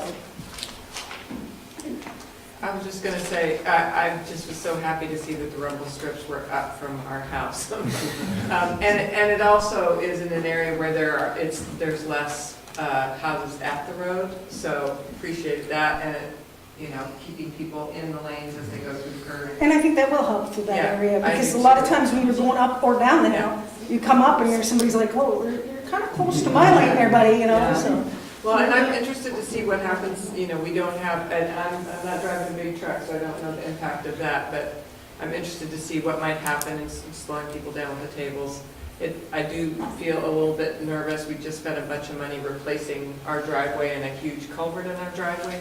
And so I just don't know what it's going to look like to to do the widening of the road. And I think that'll be the next thing, and depending on what the timing of that would be, and like what's the impact of that's gonna be, you know, what is the impact of that? You know, how much is it gonna come in? We have a bunch of cedar trees and all of that, so. And as you know, in that last meeting that we had, the alternatives presentation and discussion and report, it starts to go into costs. And as you get down through the hollow and where we're gonna widen the road and everything, not only are you dealing with drainage issues, you're dealing with obviously a very narrow road, structural concerns. We do have. That water comes fast. That water does come very fast, and we have to make sure that whatever we do there, we don't wanna have it washed out. If for some forsaken reason, we end up with another Irene or anything like that.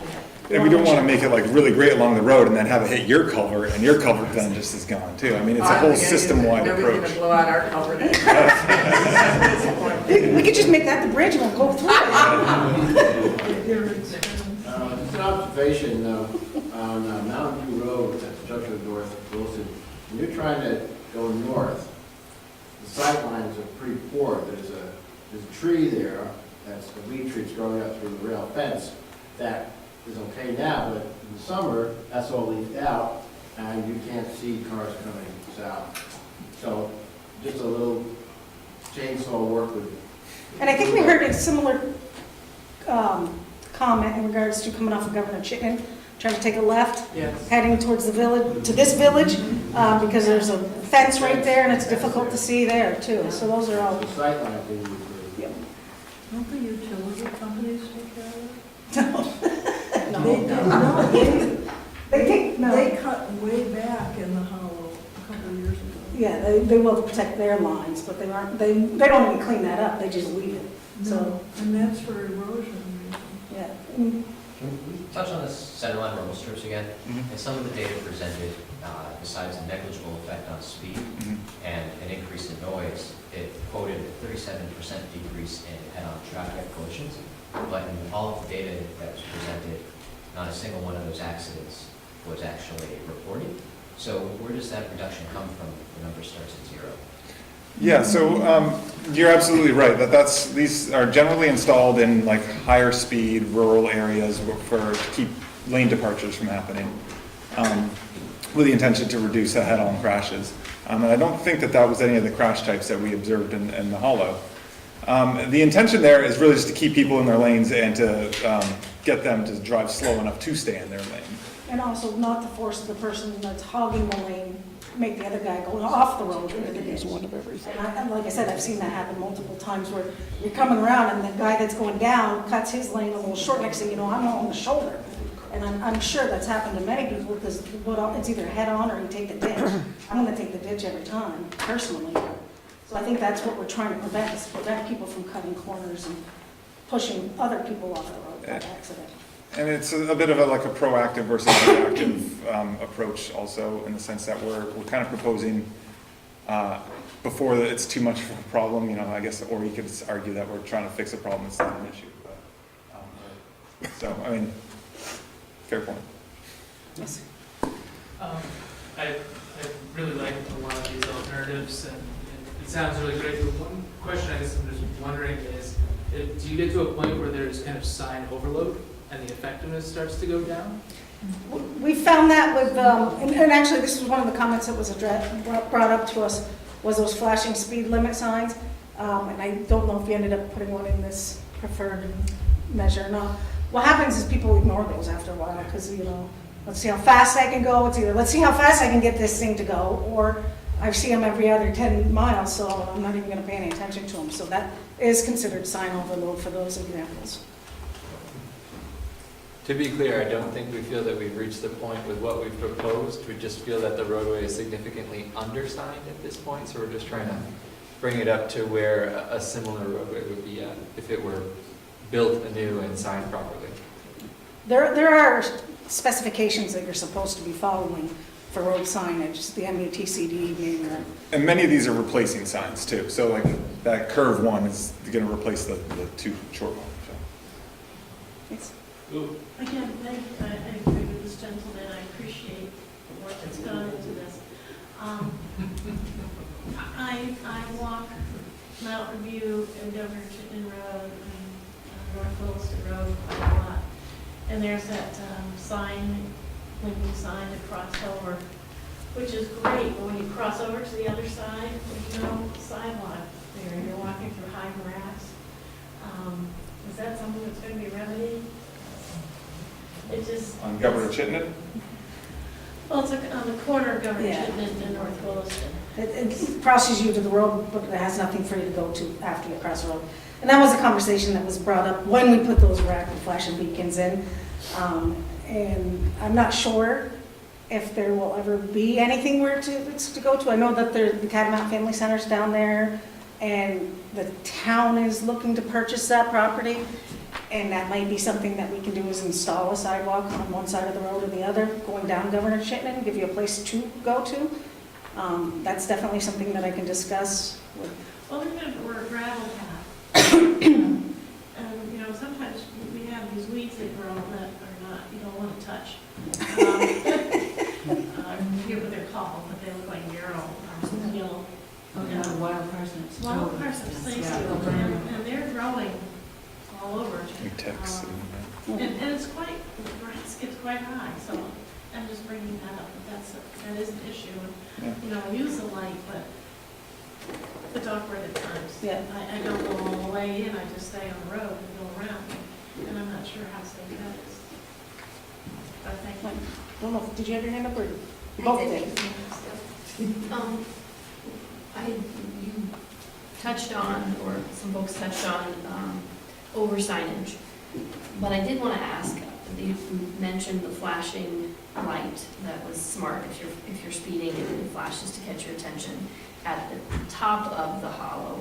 But it would seem wise to have something at the bottom of the hollow where folks may have gained the most speed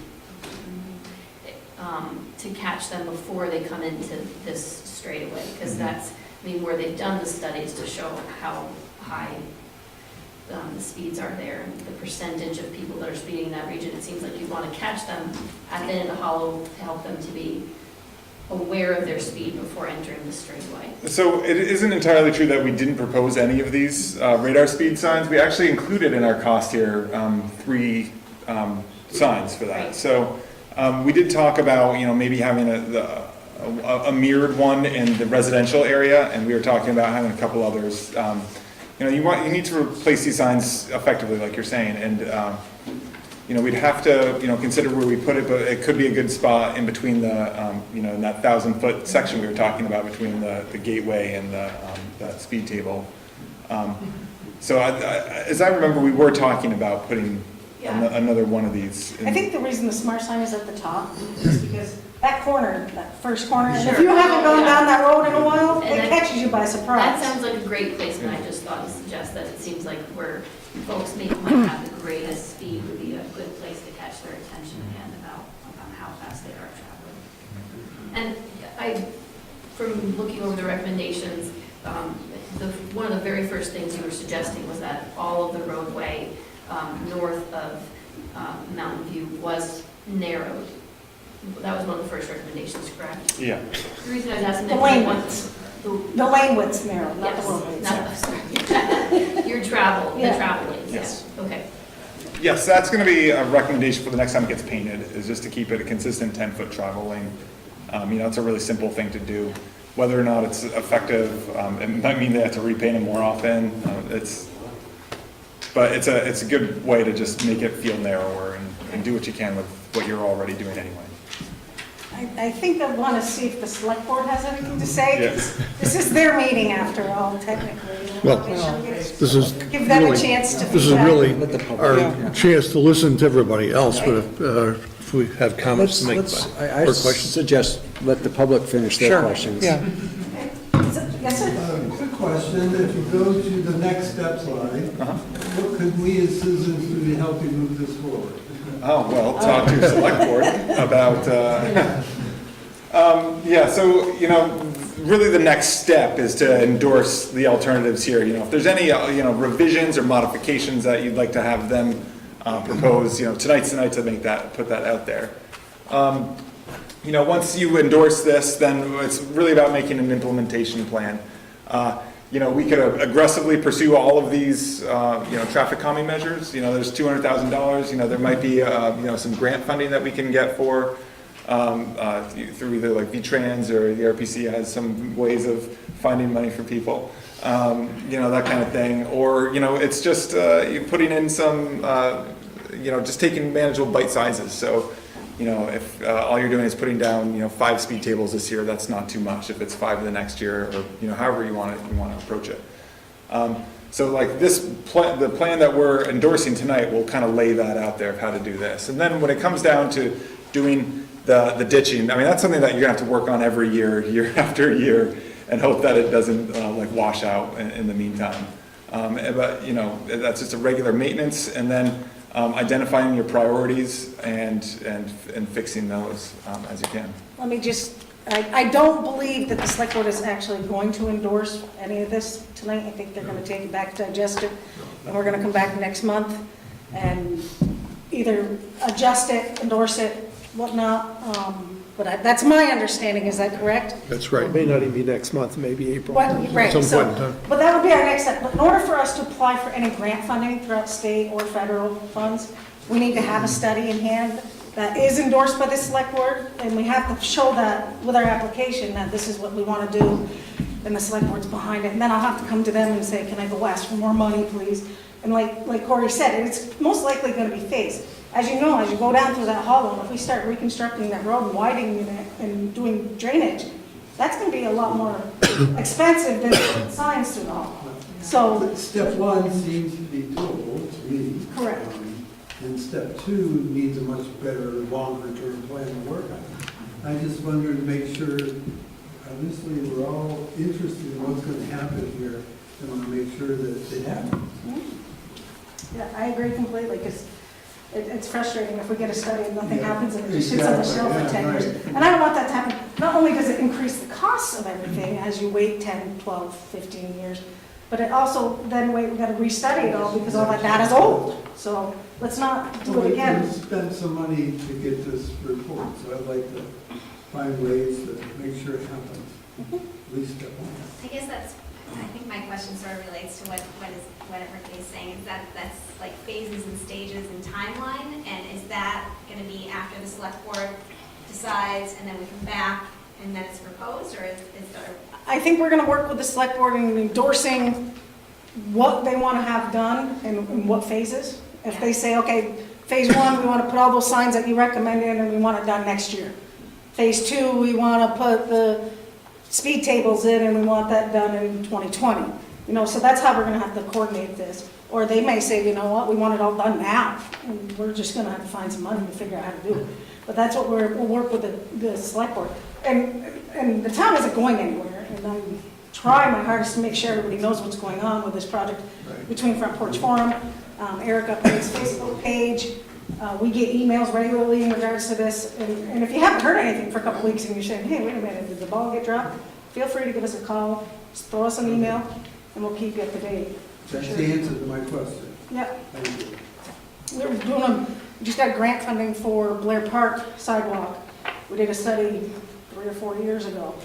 Boy, I called the lady up over there and said, hey, we got funding, we're gonna go out for design and construction. She was jumping up and down, Something actually happened and we followed through, and so she's very excited by that. So I tried my hardest to make sure the community is involved and knows exactly where we stand. And thank you. Yeah, I'm just gonna say, I live over on Tamarack Drive, and there are a lot of kids that walk to school in the morning, that bike to school, and I can tell you that sometimes in the morning, those kids just go, even throughout the day, I can stand there, trying to cross the street, people just go flying by, don't even stop. So I would love to encourage that be a priority for the kids especially, who don't always thinking the whole thing through as to where it's safe to cross, but those flashing, and hopefully will stop to up and back. We have them here, 2 of them in the village here, and I've seen people We have visit that their one bikes. down on Mountain View Road. I don't know.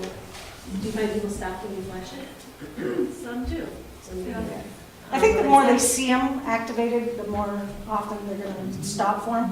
I just don't want to be too many there in a row.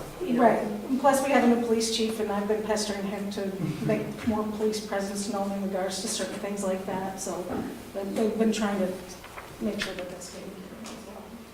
So hopefully this is a quick question, but I'm just wondering about what we're talking about now, this priority implementation. So if it's phased, how will we know who decides on what goes first? So once this is done and it goes to you all, is there another point at which, when there's a determination that there's, we're going to phase this is the proposal for what we're going to start with? Is that, once this goes to you all, is that it? No, well, we're gonna come up with the phasing, if they wanna phase it, and what they wanna phase first, what they believe is their priorities. So that's in conversation with you all and the design team that's doing the work. Okay. And then once we all agree with that, and the select board That'll get endorses, posted. we'll post it and say, okay, this is what came out of the meetings. They wanna put these signs in, they wanna put the people crossing signs in, they wanna do this.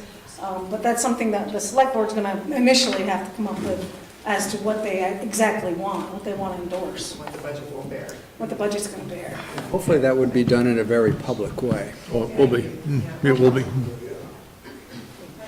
We'll try to make sure everybody's. Anything we decide is public, so it's. And the intention of the. I mean, when I say the select board, I would hope it's with public input, Yeah. would be Absolutely. making those decisions. Well, we cannot have a meeting, it's not an open Right. meeting, so, absolutely. So if there's not any more questions, like I said, my card, I brought another stack of my business cards. If anybody doesn't have one yet, feel free to give us a call, stop in, call Eric, call Jason, whomever, if you have any questions, if you think of something, whatever, that you don't understand, and after you start reading it and say, wait a minute, that doesn't make any sense, feel free to let us know. And like I said, as we continue forward with the select board and working with them, we'll keep you publicly posted. And I think Jason's got an email list that he started. Yeah, anybody who has either emailed me or has signed up in the sign-in sheet, and I've had a copy of it, I think that we're up to around 50 different addresses that have been involved at one point in time or another throughout this whole project. So anytime we do something, I just send it out to that whole list. So apologies if you're getting it and you don't care to see it. And if you're not getting it and you want to be on the list and you're not on it, let us know. We'll put you on the list. Again, thank you for coming out great. tonight. Thank Please you. drive safe, because I'm sure the fog is still terrible out there. Thanks for all you do. Thank you. Thanks. We're still going to. Yeah, I was thinking, so, Lisa, so I think we want to ask some questions, and I don't know if they want to hear the questions. Okay, now, excuse me, the select board is going to ask some questions and discuss it a little bit tonight, so if you want to stick around and hear what they have to say.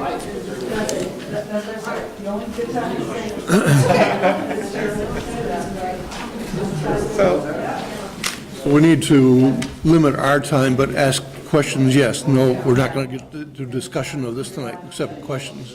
Right, so will these folks come back when we want to, I mean, I have a list of questions, so, Yeah. I mean, I'm not really limited by time, and it seems like you would want to hear the public, hear the questions that we have as well. Not that this is the end of our questions. It will not be. But I have a few, if.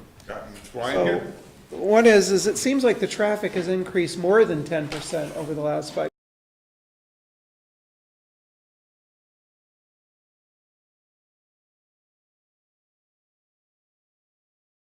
Places there that it's being counted, it's decreased in some places, and it's increased by a larger portion. So it depends on where exactly we're talking about. I don't think I have in this specific presentation, the actual, I think it was in the last one. different numbers, so these are just the number. Yeah, in 2013, it's around 52, if you average the two, it's 5250. Yeah. But, in 2016 and 17, it's up around 6,000 if you average the two, so Yeah. that's more than 10% What I'm over saying, 5 years. did it change? It's like at the same location, it's changing, so like whether or not, like, that means that there's 600, new 600 there, it doesn't necessarily mean that. Seems pretty, I don't know, it just seems pretty clear. It just looks like we have a pretty significant increase in traffic over the last 5 years to me. So your proposal for this, this change at the intersection where some people were looking for a stop sign, by the way, I'd be one of those people. I think the rules that are handed down by the federal government, maybe that apply for the whole country, don't necessarily apply in Vermont or some rural location, but has the right-of-way changed at that intersection such that you're proposing this, this drive-around thing in the intersection at Mountain View and, That's why it hasn't been installed, according to the. right, so this is just a question, so it's not, you know, we would have to discuss this, but it seems like a four-way stop is an exceptionally easy thing to install and put up and try. Why would you install so many speed tables or propose rather than just trying the stop sign? Because I can see the dynamics of that intersection. When you have all this traffic coming from, say, you know, going through the corridor, heading home in the evening, because I cycle through there and I happily get on the bike path for a little bit and can fly right by, but that traffic's held up by a very slow, steady trickle, a much lower traffic coming from the church up at the corner, right? It's coming from Route 2. So, and you almost have to be a daredevil to jump out into traffic to make that turn left. You kind of make the turn as you see somebody coming and maybe turning left. You're hoping they're going slow enough so you can sneak out. So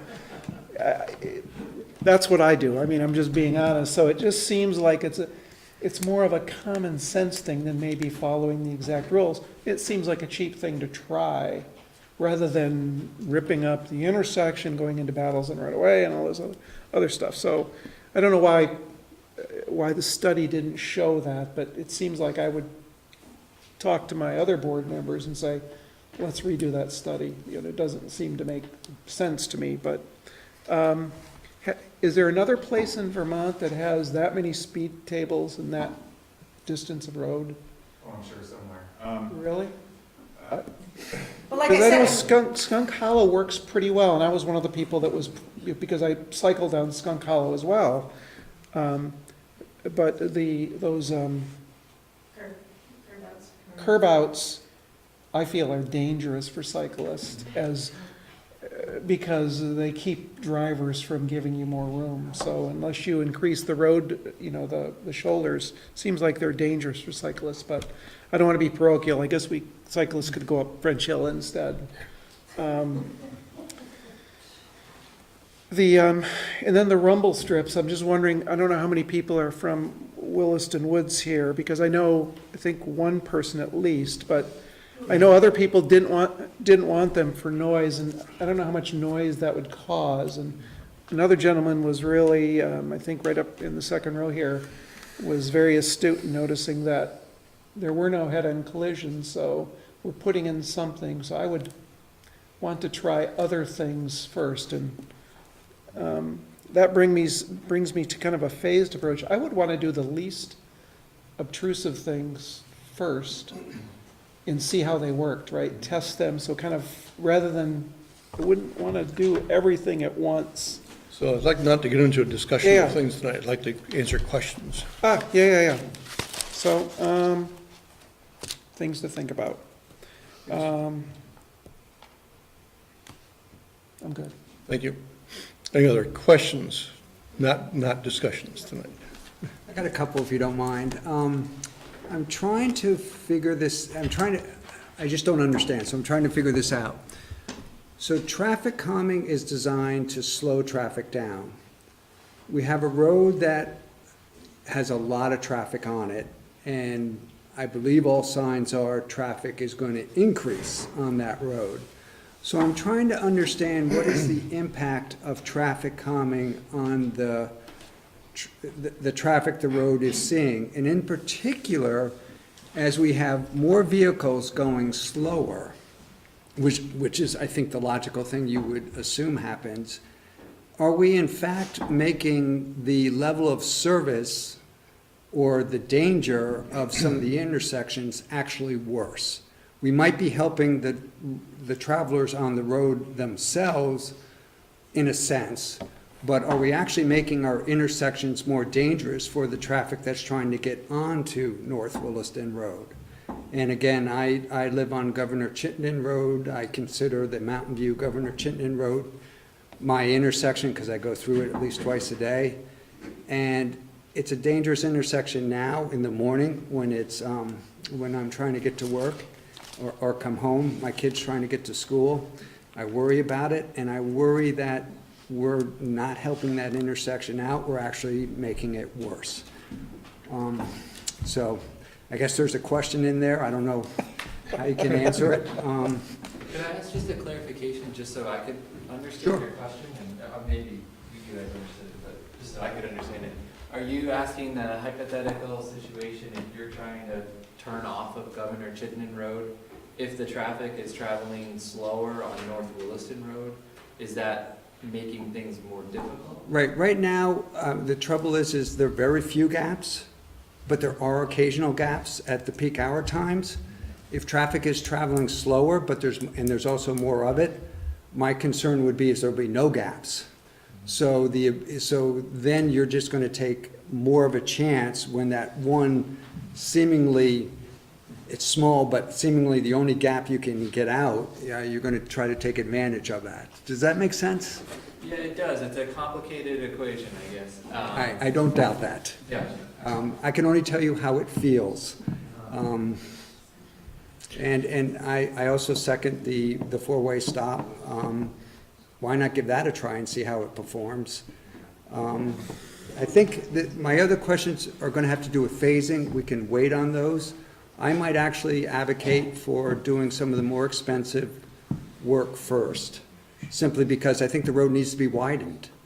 And I worry about doing some of the traffic calming efforts on a road that isn't widening. And again, it might be slowing traffic down, but I think it's going to make it more dangerous for cyclists. Yeah, I agree with you. Let's get into questions only tonight, please. Hopefully they can answer that question. In regards to widening the road, we found that the wider the road and the travel lanes are, the faster it seems people go. That's why they're narrowing roadways more than they're making them wider. I understand the reason to make them wider, but we also need to take that into consideration when we do start widening them, that it's going to possibly increase the speed of traffic. I should have clarified, when I said make them wider, it's so we have a bike lane on both sides. I didn't mean make it wider for the travel lanes. And then I also actually have a question about aesthetics. I'm not trying to trade safety for aesthetics, don't get me wrong. But are we at a point where our road is going to look like so many roads in the US and increasingly in Vermont, where there's a lot of traffic sign noise that's going to actually take what's, believe it or not, a pretty road, even though it has problems with traffic, and make it into an eyesore with traffic signs. I'm not trying to trade one for the other. It's just a question. And I guess with that, I'll stop. Thank you very much. Can I just add one comment about Sure. the stop signs? I guess, I would have to do some research into this, but my concern would be on behalf of the town, if you were to go and install stop signs at this location and it was not warranted, I'd be concerned about your liability and if you would be responsible for something that may happen there due to the installation of something that was not warranted. We would be remiss without considering such an issue. Again, I think, I don't know how that really works. I'm not against a four-way stop sign, but I'm thinking the report was done that way. There's always a liability in regards to when you put something in and that is not warranted. You set yourself up for sanctions and stuff. So if there's an accident, somebody could sue the town. Because you put in a stop sign that was not warranted, and we had a study done, and it was proven that it wasn't warranted based on the standards and the studies and the policies, and that's why. And I'm not disagreeing with you on the four-way stop sign, but if it's not allowable, Right. warranted. But if we go back to studies already 6 years old, and the traffic's increased more than 10%, maybe their study's wrong. Well, So that may. before we make a decision, I would like to ask that study for that intersection be updated, so you know whether or not it's warranted or not. Because that seems to be a hot spot for not just a couple of you, but several residents that go through there all the time. And you've already pointed out that it's, the traffic is not what you said it was in 2012. Yeah, it's a good, We need to close this discussion tonight. There'll be more discussions coming up. The select board will have to make a decision as to whether we want to spend the money to do another study on Mountain View Road intersection. And we have the easy job ahead of us. So thank you all for coming tonight. We appreciate it, and we have probably another hour's meeting to go. love to have input. Me too. Yeah, it's just great. Yeah. Yeah. Wish we had so much on the budget. Oh, absolutely. Thank you for your time tonight. Thank you. We have probably the better part of another hour Oh, for the, for this meeting, so I would just ask that we could do the evaluation a different night, too. I don't know, but Thank you for holding on to it. I probably should have let you keep it until tonight then. I'm past the point of getting to the friendship point. What else do we have here? Yeah, Rick's evaluation. We don't. So if I could ask everybody to That's why I'm move trying to control that has the conversation. questions and talk outside so we can complete our business here, that would be wonderful. Thank you. So I think we're back to the manager report and request for our opinion on whether or not the school budget presentation will be before ours. I would ask that it be after. Is there consensus that we would continue to alternate the presentations, and ours would then be first this year?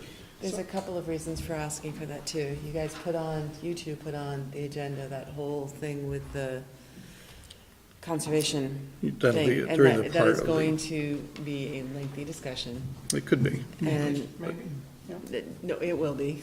So I'm just going, I would prefer that we do our town meeting in the order that it was. I mean, that's why it was set up that way. Can I ask, is there, historical reason for going first? Does We the, alternate. We alternate. no, but I mean, do people leave after the first Some do. Okay, so I guess I think it would be great to keep the town first because it would ensure we have a good audience for the town part. I Yeah, mean, it's- maybe, does that make sense? Because I think it's sometimes it seems hard to get participation. This was great tonight, so. This was. It's kind of democracy working. When you get a hot issue. So, yes. I'm not coming up with a reason to not have us go first. Sounds like we have consensus for us. Good. I think we're down to other business. Well, I have one more, More thing. it's Okay. not on my written report, Okay. because we just received it today, but we received a letter concerning our request for redetermination of the common level of appraisal. Yep. And it was very favorable. Oh, good news, yeah. So that, Oh, that's good. Yes. What does that mean? I don't know what they'd ideally like to be at 100%. Sure. And right now, they're suggesting it should be 97.92%, which is close to 100. Before, they were down, I don't know what it was, maybe 93 or 94%. And that means there's an adjustment they make on the state property tax for education that actually increases the tax rate. So this would be less of an increase. But anyway, my point that I wanted to bring up is, first of all, to make you aware of this, but secondly, we have to decide whether or not we want to appeal this or not. And the select board had voted to file the appeal to begin with. We have, according to this letter, 10 days. 10 days? To decide whether or not to file an appeal. However, the hearing is scheduled for March 29th, so we have a select board meeting in between. I don't know whether or not the state will accept a written notice, let's say on March 21st. I think they will, because they don't want to go through a hearing, and normally you can opt out of a hearing at any point. I want to verify that tomorrow. If they won't accept that, then we may have to schedule a special meeting. I could not ask the board to act on this tonight because it's not your agenda. Right. It would be a very short meeting. Yeah, and Bill will give us his input on that, I assume. He thinks this is good. Oh, yeah, But we're okay. asking for input from the listers as well, and I don't Okay. have all that yet. Okay, good, So thanks. The implication of this is, Lower taxes. Lower than what the school board is predicting. appealing would result in potentially lower taxes, or this Well, adjustment. Yes, The adjustment will. This is the result of an appeal. We can appeal it further by going to a hearing. But I So don't the think you appeal go. resulted in a positive action. yes, And we'd have to vote on appealing Again. again. Either. we'd have to go to the hearing and present, right? Yeah. Right, which Bill would probably give us the information to say, no, it's not worth doing. Okay, Yeah, so I'm we don't know that anticipating- yet. No. Right, right. Okay. I just bring this up because it's going to come up as an issue, whether it's coming up as a special meeting or whether we can do it in March 20th meeting. Do we know what the, how much we've gained, how much ground we've gained? Do we have any feelings? It'll all be part of the report when we get to that point. That's all I had this evening. Thank you, Rick. Is there any other business that we need to talk about before we go into executive session? No, but I have, well, yes, kind of, sort of. A couple of neighbors are complaining about unleashed dogs, and I recommended that they send an email directly to you to get that on whatever agenda. We actually already have a rule against that, so. I know that, but like enforcing it, and that was the problem, that they're ending up with some dogs that are just really poorly behaved, that are not leashed, that are causing more issues. And I said I would start with my association first, but I don't know that there was a lot of policing the town could necessarily do. Enforcement's always difficult when it relates to that. Yes. Well, we seem to have broken up the pack mentality at Williston Central. There were way too many dogs up there that were off leash, that were well behaved. Well, there's, we're a little off topic here, but there's, the number of dog bites seems to be increasing too. Really? Or I say dogs biting people. Wow. Really? Huh. There's some, well, I don't want to get off topic. There are some aggressive dogs on the path. Enough that my dog shies away, and she's huge, so, interesting.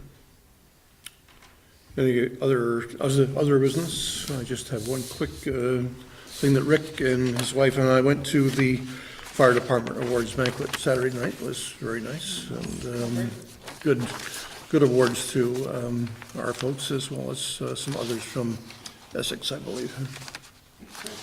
Where was that? It was at the, what used to be the Doubletree. It's now Schrader Dukes, I believe. No. Okay.